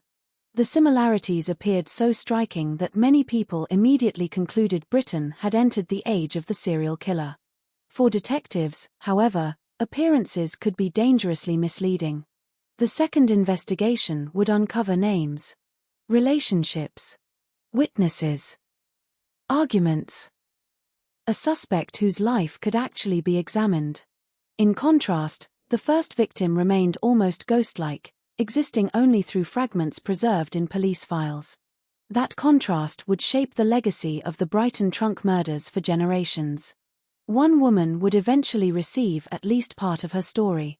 The other, despite decades of effort, would remain trapped in silence, known to history not by the name she was given at birth, but by a heartbreaking nickname created because almost everything else about her had been taken away. By the middle of 1934, Britain stood at an uneasy crossroads between the old world and the modern one. The scars of the First World War had not yet faded. Thousands of men still carried invisible memories from the trenches, while an entire generation had grown up surrounded by stories of sacrifice, loss, and survival. At the same time, the country was cautiously stepping into a new era. Motorcars were becoming more common. Radio broadcasts connected families across the nation every evening. Newspapers reached readers faster than ever before, turning local crimes into national conversations almost overnight. Yet beneath those signs of progress, policing and forensic science remained limited by the technology of the day. Detectives depended on patience far more than precision. They interviewed people repeatedly, hoping inconsistencies would emerge. They compared handwritten statements line by line. They relied on instinct sharpened through years of experience. A single witness could change everything. The absence of one could destroy an investigation completely. There were no computerized databases to compare missing persons across the country within seconds. Every request required letters, telegrams, telephone calls, and cooperation between separate police forces that each maintained their own records. Information traveled, but never quickly enough. That reality would define every stage of the Brighton investigation. Each passing day quietly worked in favor of the unknown killer. The victim herself became an unsettling contradiction. Although investigators could determine approximate age, physical condition, and pregnancy, those facts painted only the faintest outline of a person. They knew almost nothing about the life hidden inside that outline. Had she laughed easily? Did she write letters home every Sunday? Did she dream of marriage? Did she hope to become a mother? Did she love music? Books? The sea? No police report could answer those questions. The official investigation dealt in measurable facts. History, however, often remembers the spaces between those facts. That is perhaps why this case continues to fascinate people nearly a century later. The mystery is not simply about identifying a murderer. It is about restoring humanity to someone whose identity was almost completely erased. The violence committed against her did not end with death. It continued through anonymity. Every year that passed without identification became another year in which she remained separated from the life she once lived. For the detectives working the case in 1934, that thought carried enormous weight. Many had investigated murders before. Some would investigate many more afterward. But very few cases confronted them with such complete absence. Normally, victims arrived accompanied by grieving relatives, by friends, by employers, by neighbors desperate for answers. This young woman arrived accompanied only by silence. Even experienced officers admitted privately that the case unsettled them in ways they struggled to explain. Perhaps because it challenged a deeply held assumption. The belief that every person leaves traces behind. That somewhere, someone always notices when another human being disappears. Brighton forced them to question that belief. As the investigation expanded, officers revisited boarding houses throughout the city. They spoke with landlords who kept handwritten guest registers, searching for names that appeared suddenly and vanished just as quickly. They examined hotels where visitors from London often stayed for only a night or two. They questioned taxi drivers who spent long hours transporting strangers from railway stations to unfamiliar addresses. They interviewed shopkeepers who sold trunks, suitcases, ropes, tools, and household goods. Every conversation ended with another notebook page. Another possibility. Another dead end. The sheer volume of people moving through Brighton made certainty almost impossible. Thousands arrived. Thousands departed. Most left behind nothing except footprints washed away by the tide. Meanwhile, public fascination only intensified. The case spread far beyond Sussex. Readers across Britain followed every newspaper edition hoping for a dramatic breakthrough. Crime reporters competed to uncover exclusive details, sometimes publishing speculation alongside confirmed facts until the two became difficult to separate. Sketch artists attempted to imagine the victim's appearance, despite the painful reality that no one could reconstruct her face with confidence. Editors understood something fundamental about the human imagination. People fear what they cannot explain. An unidentified victim represented a mystery with no natural ending. Every reader instinctively searched for themselves within the story. Could they have passed the killer in a railway station? Could someone they knew vanish without explanation? Could ordinary luggage conceal unimaginable horror? Questions like these transformed the Brighton trunk murder from a local investigation into a national obsession. Yet behind the headlines, detectives continued performing work that rarely appeared in newspapers. Long hours reviewing witness statements. Rechecking railway timetables. Comparing reports from neighboring police forces. Returning to the same locations at different times of day to better understand how people moved through the city. Investigation often looks repetitive because truth rarely appears dramatically. Instead, it hides inside details everyone else overlooks. A remembered conversation. An unusual purchase. A contradiction between two statements. The Brighton case stubbornly refused to offer even those small victories. Every promising thread eventually slipped through investigators' hands.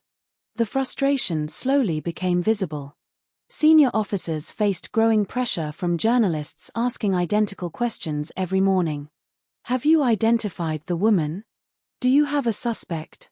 Is the public in danger? The honest answer remained painfully unchanged. No. No. We do not know. For a police force determined to project confidence, uncertainty was deeply uncomfortable. Then, scarcely a month after the first horrifying discovery, Brighton suffered another shock. Another trunk. Another murdered woman. The similarities exploded across newspaper front pages before detectives had fully examined the second crime scene. To the public, coincidence seemed impossible. Surely one killer had returned. Surely the city faced a predator unlike anything Britain had seen before. Fear spread faster than evidence. Families warned daughters not to travel alone. Visitors looked over their shoulders in railway stations. Hotel owners worried cancellations might follow. The nickname given to Brighton by parts of the press was cruel but unforgettable. A city once celebrated as the Queen of Watering Places suddenly found itself described as the Queen of Slaughtering Places. It was sensational journalism. But sensational journalism has power. Words shape memory. Even today, many people first encounter the Brighton trunk murders through that chilling phrase. As investigators began examining the second case, however, important differences gradually emerged. Unlike the unidentified young woman from the station trunk, the second victim could be named. She had acquaintances. She had relationships. She had lived a visible life that detectives could reconstruct. Witnesses remembered arguments. Neighbors remembered conversations. There were people who could place her within specific places at specific times. The investigation suddenly possessed something it had desperately lacked before. A starting point. That distinction would eventually send the two cases down completely different paths. One toward a suspect, a courtroom, and decades later, a confession. The other toward decades of unanswered questions. History often groups the Brighton trunk murders together because of their shocking similarities. Two women. Two trunks. One city. One extraordinary summer. But beneath that shared title lie two profoundly different investigations. One crime eventually revealed much of what had happened, even if justice remained deeply controversial. The other still resists certainty. Its victim remains unnamed. Its killer remains unidentified. Its missing pieces have never been recovered. Nearly 100 years later, detectives, historians, forensic researchers, and true crime investigators continue returning to the same case files, hoping that modern science or forgotten records might succeed where earlier generations could not. That lingering uncertainty is what gives the Brighton trunk murders their enduring power. Not simply the brutality. Not simply the mystery. But the realization that history sometimes preserves crimes more completely than it preserves the people who suffered them. Before detectives could understand who had committed these crimes, they first needed to understand the women at the center of them. One whose name had disappeared into history. And another whose final days would expose a volatile relationship that ended in violence. Their stories began in very different worlds. Yet both would end inside wooden trunks that forever altered the reputation of an entire city. The hardest part of telling this story is not describing the violence. It is describing the silence. Violence leaves evidence. Silence erases it. Nearly a century after the Brighton trunk murders shocked Britain, investigators, historians, and forensic experts can still examine police reports, photographs, and newspaper archives. They can reconstruct railway timetables and trace the movements of detectives. They can debate theories, compare witness statements, and question long-held assumptions. But when it comes to the first victim, there is one thing they cannot do. They cannot tell you her name. Somewhere, sometime around 1909, a little girl was born. Someone held her for the very first time. Someone chose a name with hope rather than grief. Perhaps her mother counted her tiny fingers and smiled with the quiet relief every new parent understands. Perhaps her father imagined the future waiting for his daughter, a future filled with birthdays, school books, friendships, laughter, and ordinary moments so common that no one ever thinks to preserve them. Maybe she took her first uncertain steps across a wooden floor while someone nearby clapped with delight. Maybe she learned to read beside a window where afternoon sunlight spilled across the pages of a children's book. Perhaps she chased butterflies across a summer field, scraped her knees climbing fences, or fell asleep listening to rain against the roof of a modest family home. None of that survives in the historical record. Not because those moments never happened, but because history is often merciless. It remembers extraordinary deaths more easily than ordinary lives. The police file begins only after someone had already stolen nearly every trace of who she had been. Investigators estimated that she was around 25 years old. Young enough that much of her future should still have been ahead of her. Old enough to have experienced love, disappointment, ambition, and heartbreak. Old enough to have built relationships that should have helped identify her. Yet no one came forward able to say with certainty, "That is my daughter." No sister recognized her. No husband claimed her. No lifelong friend stepped into a police station carrying photographs and memories. That absence has puzzled generations of investigators. Because disappearing completely is remarkably difficult. Human lives naturally overlap with others.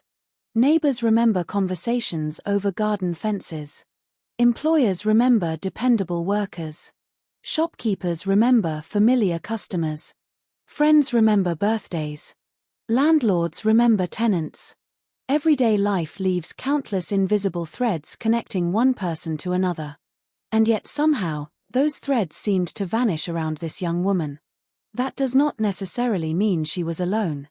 It may simply mean that those who loved her never realized where to search. Britain in the early 1930s looked very different from the connected world we know today.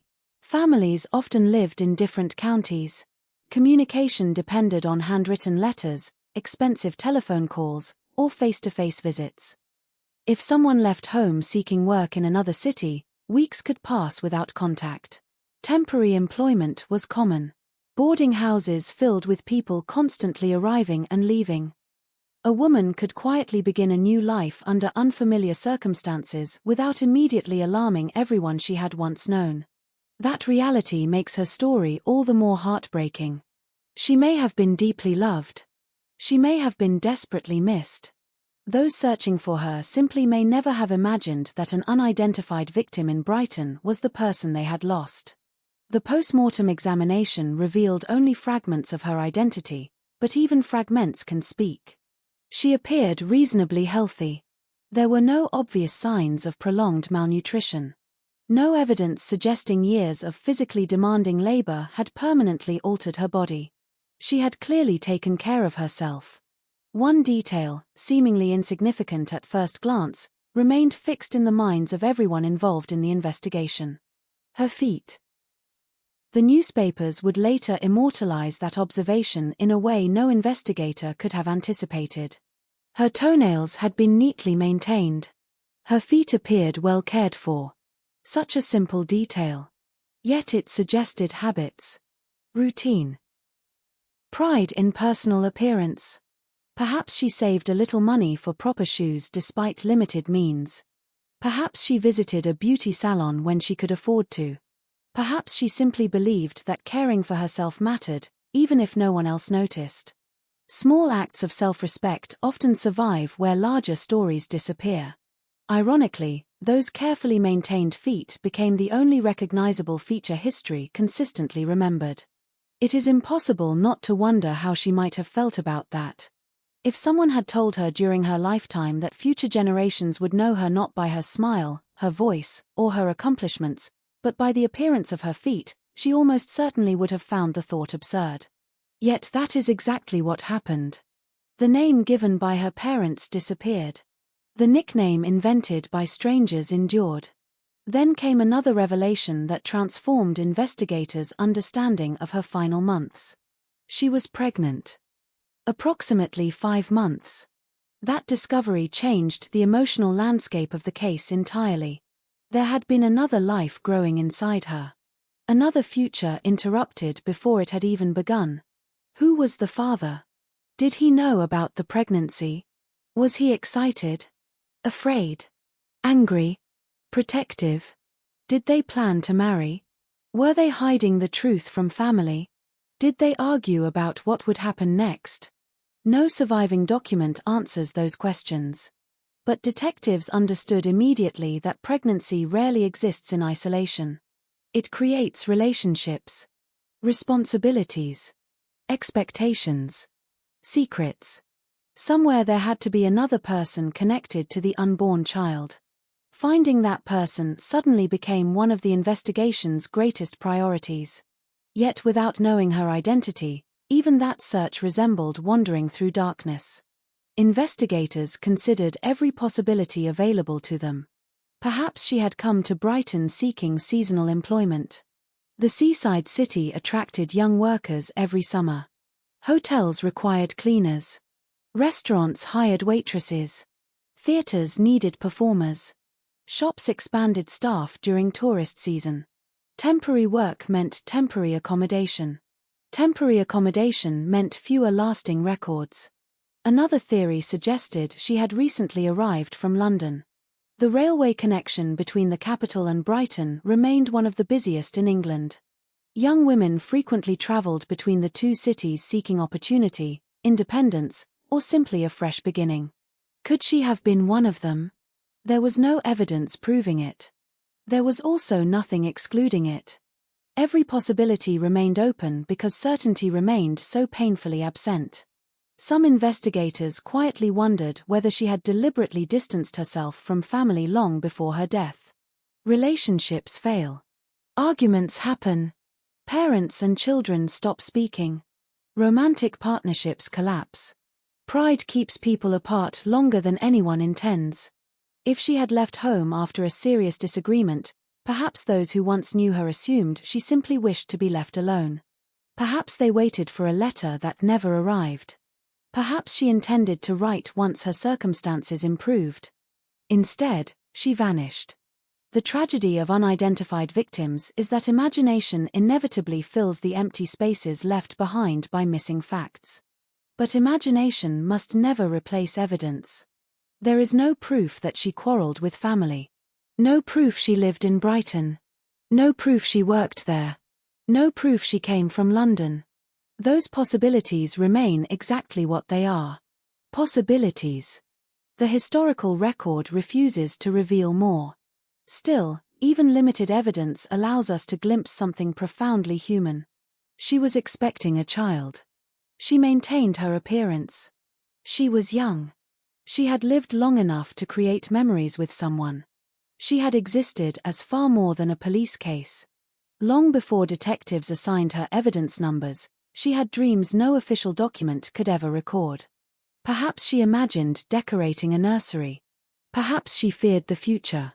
Perhaps she believed difficult days would soon pass. Perhaps she stood beside Brighton's shoreline at sunset, watching waves roll endlessly toward the beach, believing tomorrow would somehow be better.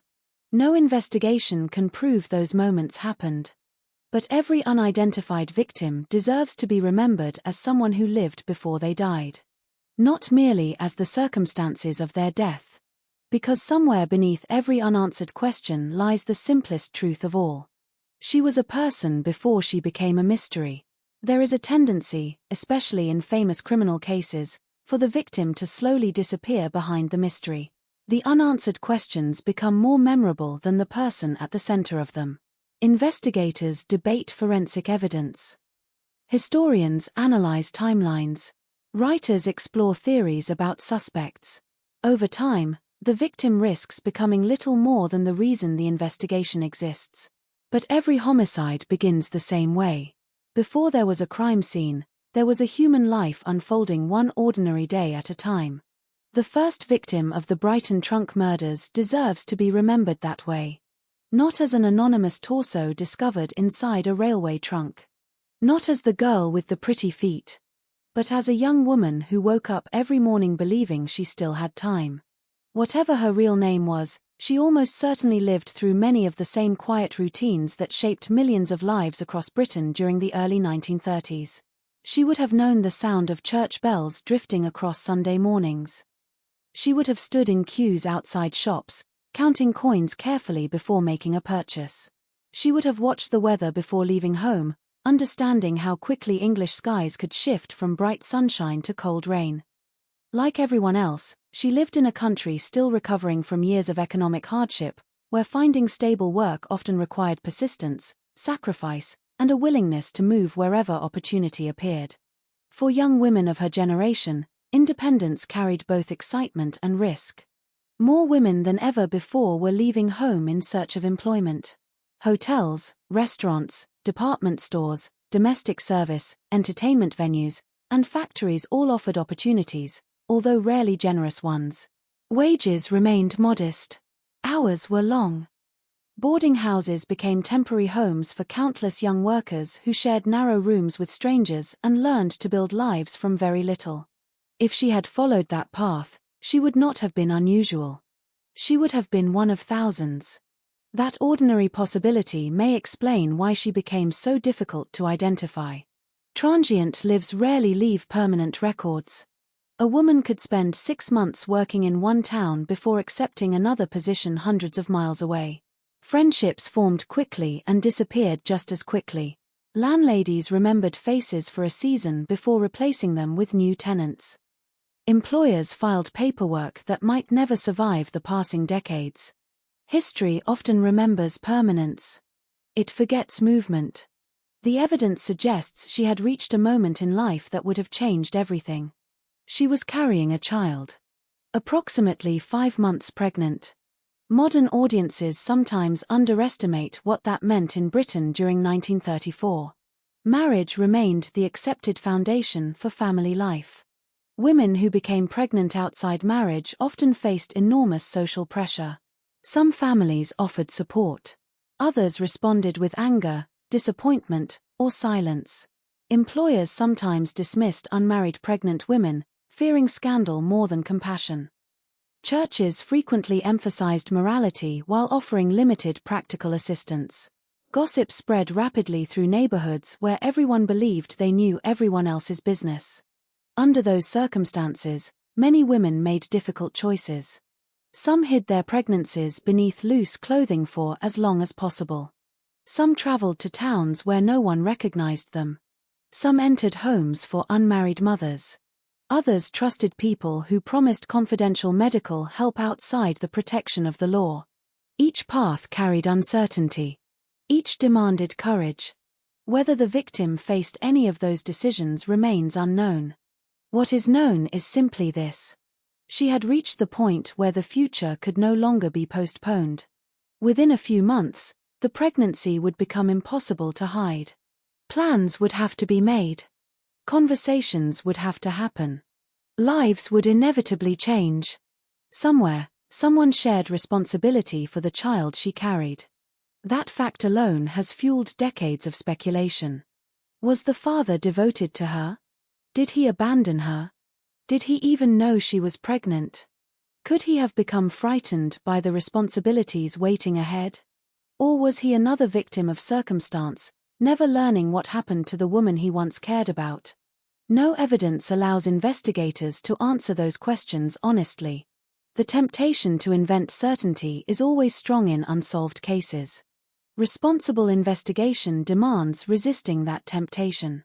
Sometimes the greatest respect we can show history is admitting what history does not reveal. One detail from the post-mortem continued to intrigue investigators for years.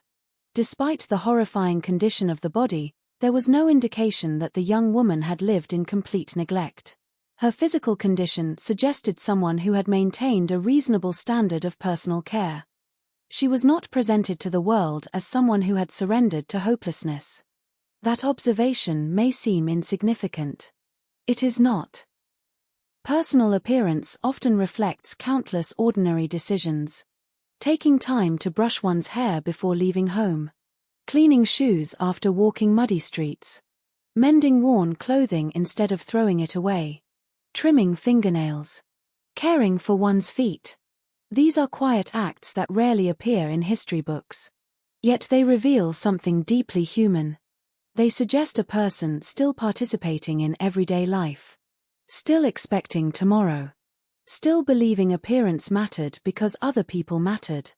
The nickname given by the newspapers focused entirely on her feet, but perhaps that detail tells us something larger. Perhaps she valued dignity. Perhaps she refused to let hardship define her completely. Perhaps maintaining herself offered one small measure of control in a world that often gave young women very little. We cannot know. But it remains one of the few surviving windows into her daily life. As detectives attempted to reconstruct her final weeks, they explored whether she had sought medical attention during the pregnancy. Doctors, midwives, and hospitals became potential sources of information. Unfortunately, medical confidentiality, incomplete records, and the sheer number of patients made meaningful progress extraordinarily difficult. Even if she had visited a physician, there was no guarantee anyone would later connect that visit to an unidentified homicide victim. Britain simply lacked the centralized systems modern investigators now rely upon. Every search became painstaking. Every comparison consumed valuable time. Every delay increased the possibility that memories would fade. The investigation also forced detectives to confront another painful reality. Not every missing person is reported immediately. Sometimes families assume an adult relative simply wishes to live independently. Sometimes employers believe a worker has accepted another position. Sometimes friends think someone has moved without leaving a forwarding address. Days become weeks. Weeks become months. Only much later does genuine concern replace ordinary assumption. If that happened here, investigators may have been searching long before anyone realized a search was necessary. It is one of the cruel paradoxes surrounding unidentified victims. The people who might recognize them often do not know where to look until it is already too late.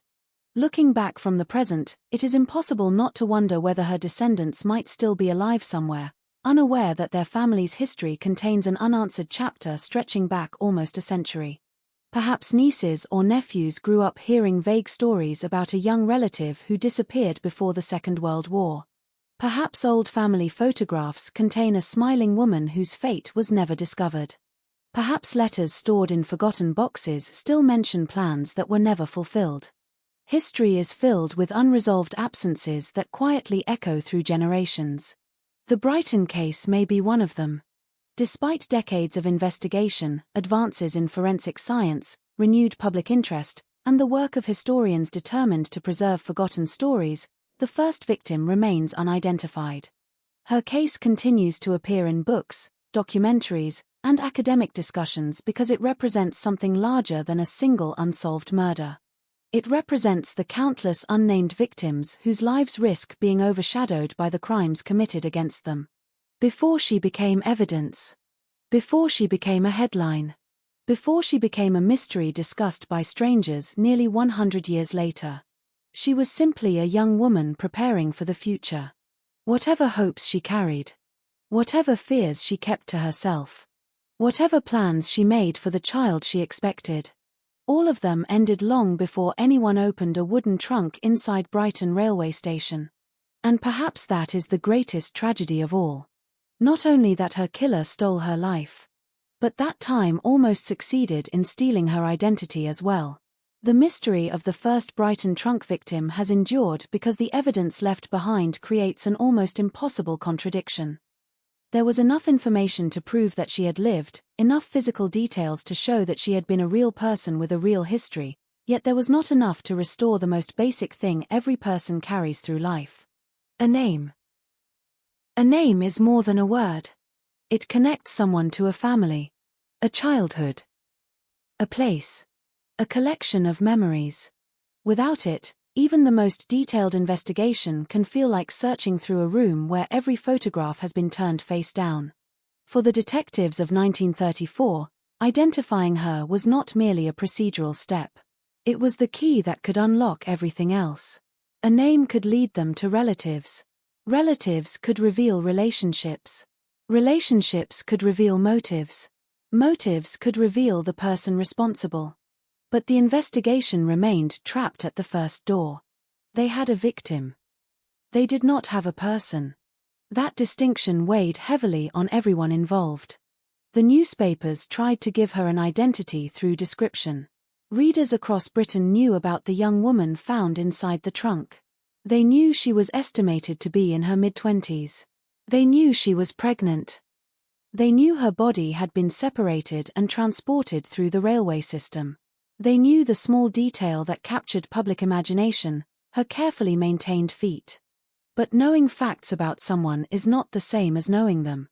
A photograph can tell you what a person looked like. A record can tell you when they were born. A medical examination can reveal their age, health, and circumstances. None of those things can tell you what made someone smile. What frightened them. What songs they loved. Who they trusted. Who they missed. Those were the details that disappeared forever. The investigation eventually became a search not only across locations, but across possible versions of her life. Perhaps she was a local woman. Perhaps she came from London. Perhaps she arrived in Brighton shortly before her death. Perhaps she had spent years moving between towns. Perhaps someone somewhere had already searched for her and simply never connected her disappearance with the tragedy discovered at the railway station. Every possibility carried the same painful uncertainty. There was no clear path. The police examined missing person reports from surrounding areas. Officers contacted neighboring forces. Descriptions were circulated. Information traveled through official channels, but the process was slow and incomplete. A missing persons report in 1934 was not automatically connected to an unidentified body hundreds of miles away. There was no national digital system. No searchable database. No instant comparison of records. The investigation depended on people remembering. And people forget. A woman who rented a room briefly might be remembered only as the quiet young lady who stayed upstairs. A worker who left a job might be remembered only as the girl who moved away. A neighbor might remember a face but not a name. A name might be remembered but attached to the wrong person. Human memory, like physical evidence, can deteriorate with time. That was the environment in which detectives searched. They were not simply hunting a killer. They were trying to reconstruct a life from fragments before those fragments disappeared completely. The pregnancy remained one of the most significant clues. 5 months is not an insignificant stage of pregnancy. It suggests a future that had already begun taking shape. A body changing. Plans forming. Questions becoming unavoidable. By that point, the woman may have already told someone. Or perhaps she had been preparing to tell someone. Maybe she had hidden it as long as she could. Maybe she was waiting for the right moment. Every pregnancy creates a story involving more than one person. There is usually a conversation, a reaction, a decision. The tragedy is that every person who might have known that conversation took place remained hidden from investigators. The father of the child was never identified. No friend came forward with a warning that something terrible had happened. No doctor appeared with information that could explain her final days. The silence surrounding her became almost as mysterious as the crime itself. This silence also influenced the theories surrounding her death. Some investigators considered whether her pregnancy had placed her in danger. In the social climate of the 1930s, a secret pregnancy could create enormous pressure. A woman might fear losing her family, her employment, or her social standing. Those fears created opportunities for criminals who exploited desperation. The possibility that she had sought an illegal abortion became one of the most discussed theories. It was not difficult to understand why detectives considered it. The circumstances seemed to connect. A pregnant young woman. A secretive society. An era when illegal medical procedures existed outside proper regulation. A body showing signs of deliberate concealment. The theory created a narrative that seemed to explain the mystery. But investigations cannot be solved by narratives alone. They require proof. And proof never arrived. The name most associated with this theory was Edward Messiah, a man suspected by police because of his alleged involvement in illegal abortion practices. Investigators examined whether he could have been connected to the victim. His background made him a person of interest, but suspicion is not evidence. There was no confirmed link. No witness. No physical proof. No document placing the victim in his care. Without those elements, the theory remained only a theory. Eventually, like many paths in this investigation, it faded into uncertainty. The danger of unsolved cases is that unanswered questions create empty spaces. People naturally try to fill them. A possible suspect becomes a likely suspect. A theory becomes a belief. A rumor becomes a story repeated so often that it begins to feel like fact. But the truth is often much quieter. Sometimes investigators simply do not know. The first Brighton trunk victim remains surrounded by those unknowns. Even her final moments cannot be reconstructed with certainty. Did she know the person who killed her? Was she attacked suddenly? Did she trust someone who betrayed her? Did she spend her final day believing she would see tomorrow? Those questions have no answers. Yet the absence of answers should not make her story less important. If anything, it makes remembering her more necessary. Because unidentified victims are vulnerable to being reduced to the circumstances of their deaths. They become cases instead of people. Evidence instead of individuals. The young woman from the Brighton trunk deserves more than that. She deserves to be remembered as someone who existed beyond the crime committed against her. Someone who had a childhood. Someone who experienced ordinary happiness. Someone who carried hopes for the future. Someone who was expecting a child. Someone whose life mattered even though the historical record failed to preserve her name. The nickname given to her by newspapers was never meant to replace her identity. It was created because her identity had already been taken away. The girl with the pretty feet is the name history remembers. But somewhere beneath that phrase was a real woman with a real name. A woman who walked through streets that no longer exist in the same way. A woman who heard conversations that have been forgotten. A woman who looked at the world in 1934 and believed there would be more days ahead. Her story remains unfinished. And perhaps that is why the case continues to haunt people. Not because the mystery is fascinating, but because behind every unanswered question is a human being waiting to be recognized. The first Brighton trunk victim remains one of Britain's most famous unidentified homicide victims. But before she became a mystery, she was a daughter, a friend, a woman, a mother who never had the chance to meet her child. And somewhere, hidden beneath almost 100 years of silence, there remains a story that began long before the wooden trunk was ever carried into Brighton Station.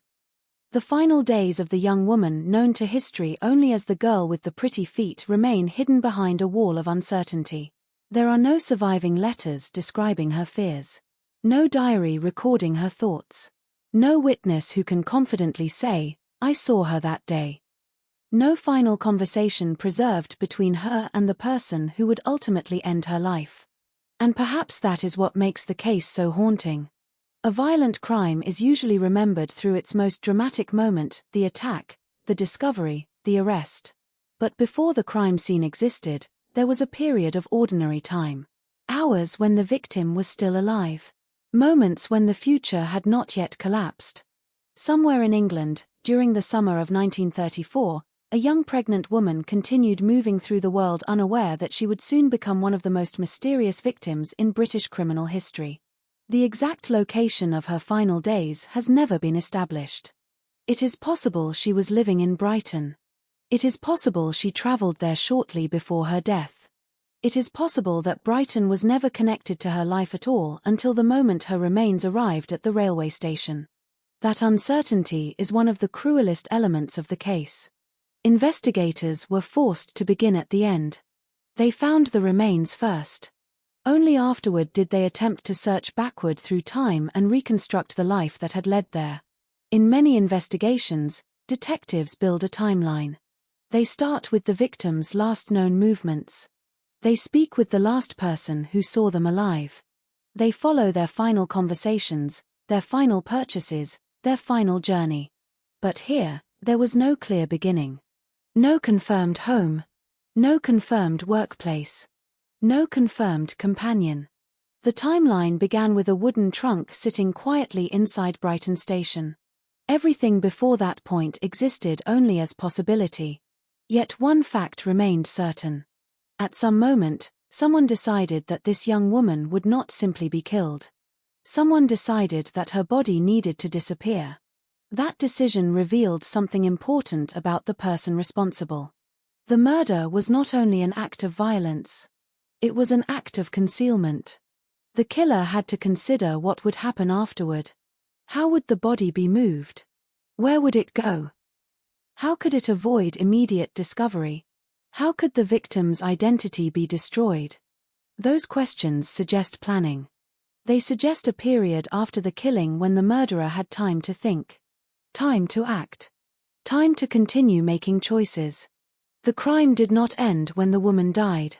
In many ways, the most disturbing part began afterward. The forensic examination later suggested that the dismemberment occurred after death.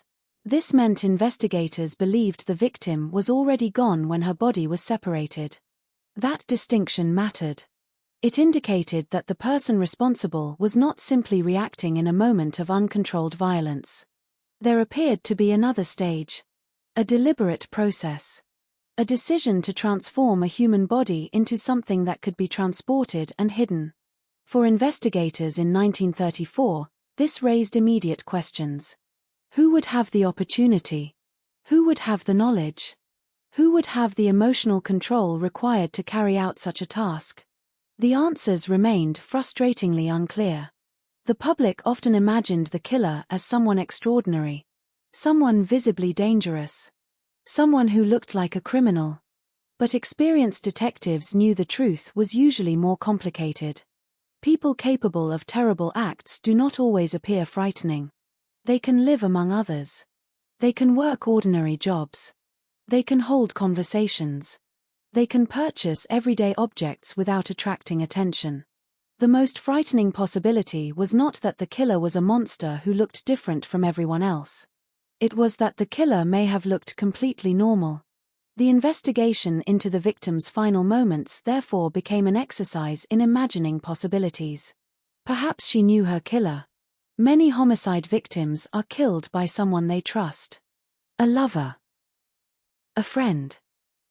A person offering help. Someone who can get close enough to remove suspicion. If that was true here, then the final hours of her life may have appeared completely ordinary. She may have walked beside someone she believed was safe. She may have entered a room without fear. She may have spoken words that seemed meaningless at the time but would have become crucial evidence if anyone had heard them. Perhaps she discussed the pregnancy. Perhaps she talked about the future. Perhaps she believed someone was helping her. That possibility creates one of the most painful questions surrounding the case. Was the person who killed her someone she trusted? Or was she simply unlucky enough to encounter someone dangerous? The evidence could not answer. Another possibility considered by investigators involved her pregnancy and the social pressures surrounding it. In 1934 Britain, pregnancy outside marriage could place a woman in an extremely vulnerable position. A person facing such circumstances might seek secrecy. They might avoid hospitals. They might avoid telling family members. They might rely on someone who promised discretion. That environment created opportunities for exploitation. A woman seeking help could become dependent on someone with power over her. Someone who knew her secret. Someone who understood her fear. If the murderer had been connected to that situation, the crime may have begun with deception rather than immediate violence. A promise. A meeting. A false reassurance. But again, there is no proof. The investigation never uncovered the conversation that brought victim and killer together. The final encounter remains frozen in silence. One of the most disturbing aspects of the case is the contrast between the victim's condition and the life she had likely been living shortly before her death. The detail about her carefully maintained feet became important because it suggested normality. Before she became a forensic mystery, she had been someone who cared about small things. Someone who prepared herself to be seen. Someone who existed in society rather than outside it. Perhaps she had dressed carefully that morning. Perhaps she had combed her hair. Perhaps she had looked into a mirror and thought about the future. The tragedy is that the person responsible reduced that entire life into an object to be hidden. A person became a problem to remove. A future became something to erase. The murderer's attempt to destroy identity became one of the defining features of the case. The head was never recovered. Neither were the arms. Those missing parts represented more than physical evidence. They represented the loss of recognition. The face is the feature humans instinctively search for when identifying someone. It connects memory with reality. A photograph can instantly transform an unknown person into someone's daughter, sister, wife, or friend. Without it, the investigation remained trapped. The killer had removed the very evidence that might have returned her name. And so detectives were left trying to reconstruct a woman from what remained. Her estimated age. Her pregnancy. Her physical condition. The care she had taken with her appearance. Fragments of a life interrupted. The exact moment when she died remains unknown. No witness heard her final words. No one recorded her last movements. No one saw the person responsible walk away. The killer left behind only questions. And questions can survive for generations. Nearly a century later, the first Brighton trunk victim remains a reminder that some crimes are not only about death. They are about disappearance. The disappearance of a person from the records of history. The disappearance of a family's chance to say goodbye. The disappearance of a child who would never know their mother. And somewhere before the wooden trunk reached Brighton Station, before railway workers noticed the terrible smell, before newspapers created a nickname that would outlive her real identity, there was one final moment when she was still alive. A moment when she was still someone. A moment when her story had not yet become a mystery. The tragedy of the Brighton trunk victim is that the crime itself began long before the public ever knew her name. By the time investigators encountered her, the most important moments had already disappeared into the past. The room where she spent her final hours, the street where she may have walked, the conversation that may have sealed her fate, all of it was gone. Only the aftermath remained. For detectives, this created a unique kind of frustration. A murder investigation is often a race against time. Evidence disappears. Witnesses forget. Suspects create stories. But in this case, the clock had already been running for days before anyone knew a crime had occurred. The killer had been given a head start. The victim had not simply been hidden. She had been removed from the world. That distinction mattered. There is a difference between killing someone and attempting to erase them. A murder is an act of violence against a person. Erasure is an attempt to deny that the person ever existed. The person responsible for the Brighton trunk crime appeared to understand that distinction. The choice to separate the remains and move them through the railway system suggested an effort to delay recognition, to create confusion, and to prevent investigators from immediately understanding who the victim was. In doing so, the killer created a second tragedy. The victim lost not only her life but also her connection to the people who might have mourned her. A mother could not identify her daughter. A friend could not recognize someone she loved. A family could not hold a funeral knowing with certainty whose life they were laying to rest. That absence of goodbye is one of the most painful consequences of unidentified victims. Death is already devastating. Uncertainty can be its own form of suffering.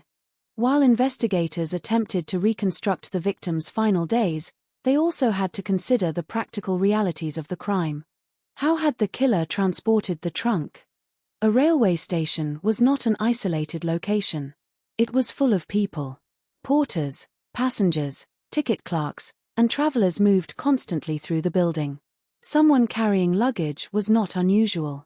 Someone struggling with a heavy trunk might not have attracted immediate attention. That was perhaps the most unsettling part.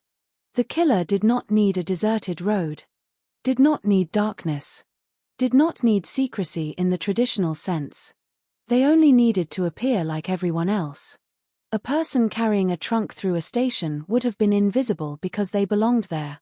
That possibility made the investigation far more complicated.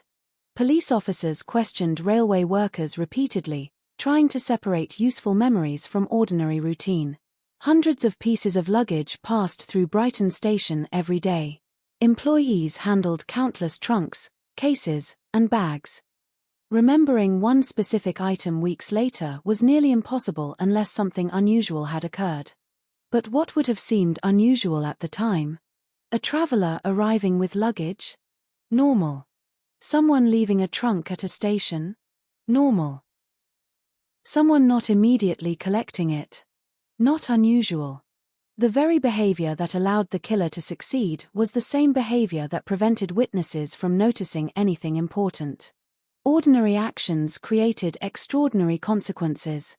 Investigators also examined whether the victim had been killed near Brighton or transported after death. This question was central because it changed the entire scope of the investigation. If she had been murdered in Brighton, police needed to find a location. A room. A house. A building where someone had enough privacy to commit such a crime. If she had been killed elsewhere, Brighton was only the final destination in a much larger journey. The railway network suddenly became more than transportation. It became a possible map of the crime. Every station connected to Brighton became relevant. Every luggage office became a potential point of interest. Every traveler who remembered an unusual encounter became valuable. But the evidence refused to reveal the answer. The lack of a confirmed murder location protected the killer. Without a scene, investigators lost some of the most valuable evidence available in homicide cases. No blood patterns. No damaged furniture.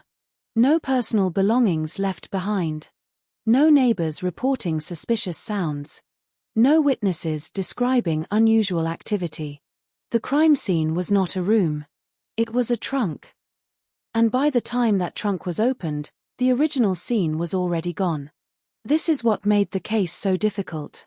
The killer had transformed the crime scene into something portable. The evidence had been moved.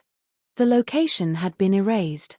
The victim had been separated from the environment where the truth might have been discovered. Forensic science in the 1930s was developing rapidly, but it had limits. Investigators could examine physical evidence, study injuries, and draw conclusions from medical findings. But they could not access the tools available to modern detectives. There was no DNA profile waiting to identify a suspect. No genetic genealogy database. No security footage showing every person who entered the station. No mobile phone records tracing movements. The investigation depended on human beings remembering details. And human memory is not designed for perfect accuracy. A witness might remember a face but forget clothing. Remember clothing but forget the date. Remember a conversation but misunderstand its importance. Sometimes the smallest detail becomes the key to a case. Other times, the key disappears because nobody knew it mattered. That uncertainty surrounded the Brighton trunk investigation. Somewhere, someone may have seen the victim during her final days. Someone may have noticed her walking with another person. Someone may have heard an argument. Someone may have seen the trunk before it reached the station. But without knowing which details mattered, ordinary people continued living their lives while unknowingly carrying pieces of a mystery. That is one of the cruelest aspects of unsolved crimes. The answers sometimes exist. They are simply hidden inside memories that no one realizes they should share. The victim's pregnancy became the most emotionally significant clue, but it also created additional challenges. Investigators understood that it could point toward a personal connection. A pregnancy often creates a network of relationships, whether through the father, family members, friends, or medical professionals. Yet every possible connection remained invisible without a name. The investigation was searching for a woman who had disappeared. But it was also searching for everyone connected to her. A father who may have been grieving without knowing why. A friend who may have wondered why letters stopped arriving. A relative who may have assumed she was simply living somewhere new. A person who might have carried the truth unknowingly. The unknown nature of her identity meant the investigation could never fully enter her world. It remained outside the door, looking in. That helplessness affected the way the public viewed the case. Many people became attached to the mystery because the victim seemed so close yet impossibly distant. The details suggested a life had existed, but the person herself remained unreachable. People knew she had cared for her appearance. They knew she had been expecting a child. They knew she had been young. But they did not know her favorite color. Her favorite song. Her family traditions. The sound of her voice. Those missing details created an emotional emptiness that newspapers filled with speculation. But behind every headline was a simple truth. A woman had been alive. Then she was not. A child had been expected. Then that future disappeared. A family somewhere had lost someone. They just did not know where to find her. The killer had attempted to make her anonymous. Instead, the crime created a different kind of remembrance. People who never knew her began asking questions about her. Strangers cared about a woman whose name they would never learn. The investigation may not have produced justice, but it prevented complete disappearance. Her story survived. And perhaps that is why the case remains so powerful. Because beneath the mystery and the theories, beneath the forensic details and newspaper headlines, there is a simple human tragedy. A young woman reached the final chapter of her life surrounded by uncertainty. But she did not begin there. She began somewhere else. She had a childhood. She had hopes. She had people who knew her. The world lost those details, but they existed once. And before the trunk, before the investigation, before the nickname that replaced her identity, she was simply a woman trying to live her life. The terrible irony is that the person who killed her succeeded in hiding her name. But they failed to erase her story.